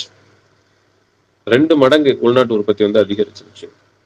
அதே மாதிரி ஏற்றுமதி வந்து பாத்தீங்கன்னா $20 பில்லியன் 1991 வரைக்கும் $20 பில்லியன் இருந்த நமது ஏற்றுமதி $120 பில்லியன் அதிகரிச்சிச்சு. 6 மடங்கு அது வந்துட்டு மேல போச்சு. அது மாதிரி ரெமிட்டன்சஸ், அதாவது வெளிநாடுகள்ல நம்மளுடைய முதலீடுகள் எவ்வளவு தூரம் நம்ம வந்து கொண்டு போறோம் அப்படின்னு சொல்லி பார்க்கும்போது வந்து பாத்தீங்கன்னா $2 பில்லியன் இருந்தது $20 பில்லியன் 10 மடங்கு அதிகரிச்சு. 91 வரைக்கும் $2 பில்லியன் தான் இருந்துட்டு இருந்துச்சு. அதன் பிறகு வந்துட்டு $20 பில்லியன் அது அதிகரிச்சிச்சு. ரொம்ப முக்கியமான. அடுத்து வந்து உங்க எல்லாத்துக்கும் இப்ப சார் கடைசியா சொன்னாங்க, ஒரு கட்டத்துல உங்களுக்கு நினைவு இருக்கா, கொஞ்சம் ஓரளவுக்கு இந்த 40களுக்கு மேல இருக்கிறவங்களுக்கு அதை பத்தி தெரியும், 35 மேல இருக்கிறவங்களுக்கே ஓரளவுக்கு தெரியும். ஒரு காலத்துல ட்ரங்கால்னு சொல்லிட்டு ஒரு ஊர்ல வந்துட்டு நீங்க வந்து ஒரு மாவட்டத்துல இருந்து இன்னொரு மாவட்டத்துக்கு நீங்க தொலைபேசியில பேசணும்னா நீங்க அந்த இதை ட்ரங்க் கால் பண்ணிட்டு உட்கார்ந்து இருந்து வெயிட் பண்ணி புக் பண்ணி இப்படிலாம் பேச வேண்டிய ஒரு காலகட்டம் இருந்துச்சு. ஏறக்குறைய அதை விட இன்னும் கொஞ்சம் முன்னேறின ஒரு இதுக்கு தான் நம்ம இப்ப போயிருந்திருப்போம். இந்த லேண்ட்லைன் போன்ஸ்ல இன்னும் கொஞ்சம் முன்னேறினதுக்கு தான் நம்ம போயிருந்திருப்போம், அந்த பழைய பொருளாதார கொள்கையை கடைபிடிச்சிட்டு இருந்தோம்னா. ஆனா அதனுடைய வரவு என்ன செஞ்சு அப்படின்னா 0.8% அக்சஸ், 0.8% ஒவ்வொரு வருஷம் 7%, ஒவ்வொரு 7% அதிகரிச்சிச்சு இந்த புதிய பொருளாதார கொள்கை வந்ததுக்கு பிறகு. 91 வரைக்கும் நம்மளுடைய அந்த வறுமை வீழ்ச்சி, அதாவது வறுமை நிலையில இருந்தவங்களை வந்துட்டு இது பண்ணுங்க வெறும் 45%, 45% வரைக்கும் வறுமையில தான் நம்மளுடைய இது வந்து இருந்துட்டு இருந்துச்சு. ஆனால் அது 26% இந்த புதிய பொருளாதார கொள்கையின் விளைவாக வறுமை ஒழித்து கட்டப்பட்டது. 26% என்கிற அளவிற்குள் அது கட்டுப்படுத்தப்பட்டது. 2004 வரைக்கும் நான் சொல்றேன். 91ல இருந்து 2004 இவ்வளவு பெரிய மாற்றங்கள் நீங்க யோசித்து பாருங்க. அதாவது 1947ல இருந்து 91 வரைக்கும் இருந்த நிலை இது. அந்த 91ல இருந்து 2004க்குள்ள புதிய பொருளாதார கொள்கையை அமுல்படுத்த தொடங்கின பிறகு இந்த கட்டத்தை நாம் அடைஞ்சோம்.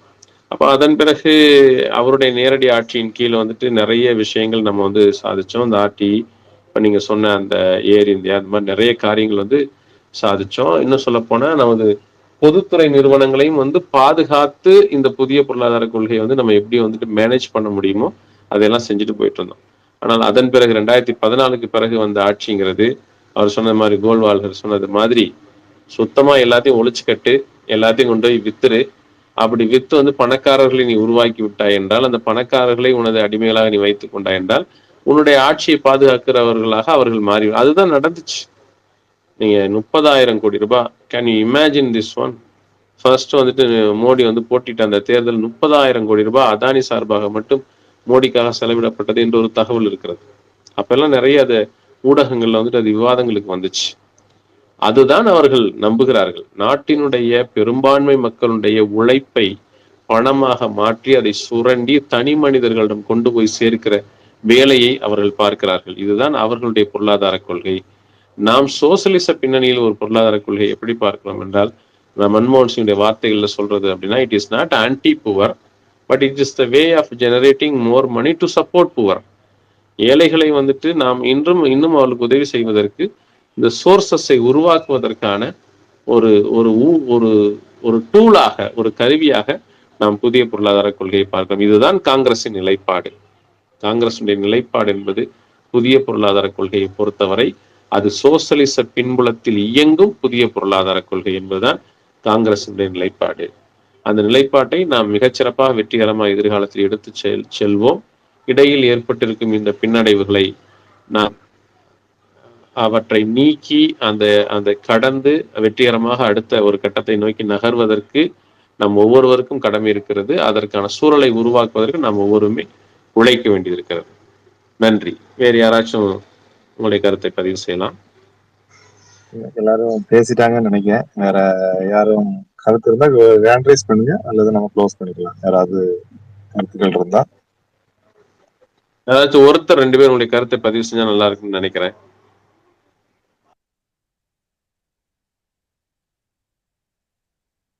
மேல இருக்கவங்க எல்லாருமே பேசிட்டாங்க. கீழே இருக்கவங்க தான் யாராவது ஹேண்ட் ரைஸ் பண்ணலாம் பண்ணலாம். அதுக்கும் அவங்க பேசுறதுக்கு தயாரா இல்லைன்னு நினைக்கிறேன்.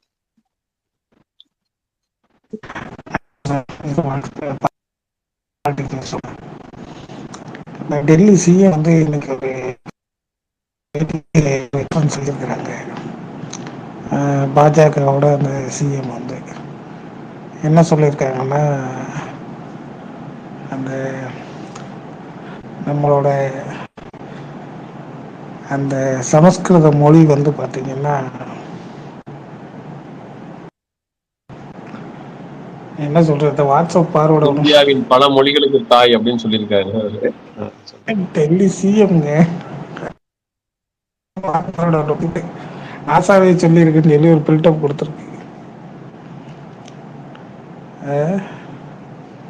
உங்க வாய்ஸ் கொஞ்சம் பிரேக் ஆகி பிரேக் ஆகி நீங்க பேசுற கிளியரா கேட்கல. உங்க வாய்ஸ் ரொம்ப சிக்னல் பிரேக் ஆகுது சார். ஏதோ ஒரு பின்னாடி பெரிய டிஸ்டர்பன்ஸ் தெரியுது.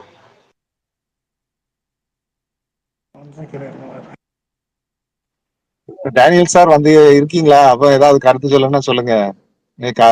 டேனியல் சார் தான் மதியம் போன் அடிச்சு கண்டிப்பா இன்னைக்கு இந்த ஸ்பேஸ் போட்டாகணும்னு சொல்லிட்டு மொத்த காலில் நின்று இன்னைக்கு ஸ்பேஸ போட வச்சிருக்காரு. அதுக்காக அவருக்கு வாழ்த்துக்களும் நன்றிகளும்.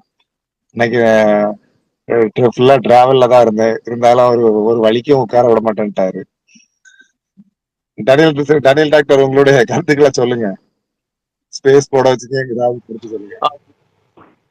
அவருக்கு பர்சனல் நம்பர்ல போய் கூப்பிட்டு வந்துட்டார். இல்ல இன்னைக்கு நல்ல தலைப்பு. அதாவது சோசியலிசம் வந்து எவ்வளவு முக்கியம் அப்படின்னா, நம்ம அரசியலமைப்பு சட்டத்துல இந்தியா ஒரு டெபினிஷன், இந்தியானா என்ன அப்படின்ற டெபினிஷன்ல முதல் லைன்லயே சாவரின் அப்படிதான் சோசியலிசம். சாவரின் அப்படின்னா என்ன அர்த்தம்னா, யாருக்குமே நம்ம அடிமை இல்லை அப்படின்றது அர்த்தம். அடுத்த முக்கியமான வார்த்தை சோசியலிஸ்ட் தான். அந்த ஆர்டர்ல தான், முக்கியத்துவத்தோட ஆர்டர்ல கொடுத்துருக்காங்களா அப்படின்றது தெரியல, ஆனா அப்படிதான் நான் எடுக்கிறேன். அந்த சோசியலிசம் அப்படின்றது தான் இந்தியா வந்து எல்லாருக்கும் ஆனது அப்படிதான் அதோட அர்த்தம். அப்படிதான் குறிப்பிட்ட முதலாளிக்கோ குறிப்பிட்ட ராஜாக்கோ ராணிக்கோ சொந்தமானதல்ல. இந்தியா என்பது எல்லாருக்குமானது. இந்தியாவோட மொத்த சொத்துமே எல்லாருக்குமானது, அதோட வளங்கள் எல்லாருக்குமானது அப்படின்றதுதான் அந்த சோசியலிசத்தோட பிரின்சிபலா நான் பாக்குறேன். ஏன்னா சோசியலிசம் இருந்தா மட்டும்தான் சமூக நீதி என்பது வந்து சாத்தியம். சோசியலிசம் இல்லை அப்படின்னா சமூக நீதி இருக்காது. நம்ம வளர்ந்த நாடுகள்லாம் பார்க்கணும், அங்க அந்த டைவர்சிட்டி இன்க்ளூசிவிட்டி ஈக்விட்டி அப்படின்வாங்க, டிஐஇ. அதாவது டைவர்சிட்டினா பன்முகத்தன்மையோடு இருக்கணும், இன்க்ளூசிவிட்டி அப்படின்னா இந்த பல இனங்கள் இருப்பாங்க, ஆண் பெண் வேறுபாடு இருக்கும், அவங்க எல்லாத்துமே வந்து உள்ள கொண்டு வரணும். ஈக்விட்டி அப்படின்னா எல்லாத்துக்குமே அந்த ஆட்சி அதிகாரத்துல பங்கு இருக்கணும். அதை வந்து ஒழிக்கணும் அப்படின்றது வந்து இப்போ ட்ரம்ப்போட முக்கியமான ஒரு கொள்கையா இருக்கு. DIE must tie. ஸோ இந்த நிலைமைக்கு வந்து அவங்க போயிட்டாங்க. மார்க்கெட் எக்கனாமி மட்டும் அவங்க எப்படி நம்பிக்கிட்டு இருந்தா எப்படி மனிதமே அழிஞ்சு போகும், சோத்துக்கு வழி இல்லை, அங்க இருக்கவனால வந்து சாப்பிட முடியல, அங்க இருக்கவனுக்கு வந்து படிப்பு ஃப்ரீ கிடையாது, ஸ்கூலு படிச்ச எப்படியா படிச்சாலும் காலேஜ் படிக்கிறதுக்கு முடியாது, எல்லாமே அவ்வளோ காஸ்ட்லியா இருக்கு. மருத்துவத்துறை வந்து எட்டா கனியா தான் இருக்குது. ரொம்ப high level cost of insurance. வீடுன்றது ஒரு பெரிய ஒரு சொர்க்கத்துல இருக்க மாதிரி ஆயிப்போச்சு. அவங்க யாருக்குமே வீடு வந்து அவங்களுக்கு வந்து போய் சேரல அங்க இருக்கவங்களுக்கு. அது போக ஒவ்வொரு இனத்துக்கும் இருக்க எக்கனாமிக் இன்இக்வாலிட்டி அப்படிலாம் மார்க்கெட் எக்கனாமி நோக்கி போயிருச்சு. இல்ல சோசியலிசத்தை மட்டும் நம்பிக்கிட்டு இருக்க சில கண்ட்ரிஸ் பார்த்தீங்கன்னா அட்வான்ஸ் ஆகலை. அது யுஎஸ்எஸ்ஆர் வந்து வெளியில வந்த சிஏஎஸ் கண்ட்ரிஸ் ஆகட்டும், சோவியத் யூனியனே ஆகட்டும், அவங்க வந்து ஒரு எப்படி சொல்றதுன்னா ஒரு டிசைட் டெஸ்டினேஷனா மாறல உலகத்துல. எல்லாரும் அங்க போய் வா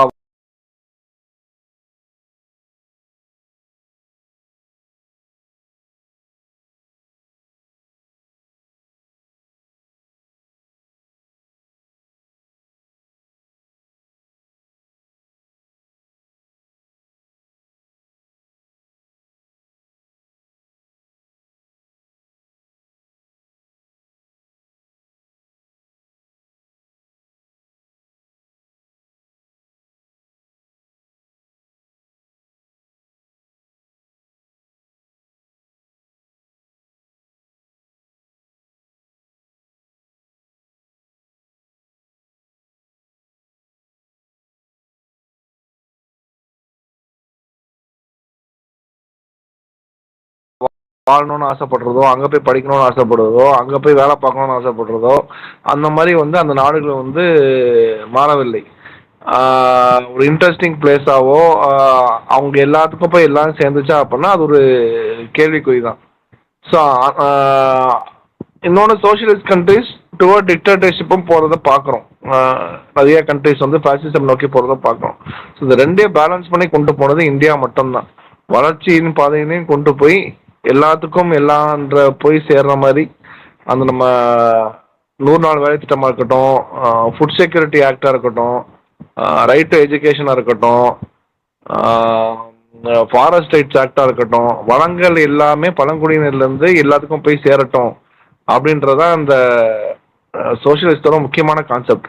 ஸோ அதையும் எடுத்து எக்கனாமிக் லிபரலைசேஷன், தாராளமயமாக்கப்பட்ட பொருளாதாரம், அதையும் எடுத்து எப்படி பிரைவேட் செக்டர் எம்எஸ்எம்இலேருந்து பிரைவேட் கம்பெனிஸ்லேருந்து நீங்கள் நம்ம எது ஒரு பொருளை உருவாக்கணும்னாலும் உற்பத்திக்கு அந்த பொருட்கள் வந்து வேணும், அந்த மைய பொருட்கள் வந்து வேணும். அது எப்படினாலும் இம்போர்ட் பண்ணி தான் ஆகணும். ஸோ இம்போர்ட்டுக்கு இருக்க ரெஸ்ட்ரிக்ஷன்ஸ் எல்லாம் எடுத்து நம்மகிட்ட இருக்க ஸ்கில்லு, ஹியூமன் ரிசோர்ஸு, அதை யூஸ் பண்ணி எப்படி சாஃப்ட்வேரு, பிபிஓஸு, சர்வீஸ் செக்டார், இதை எப்படி எக்ஸ்போர்ட் பண்ணுறோம்.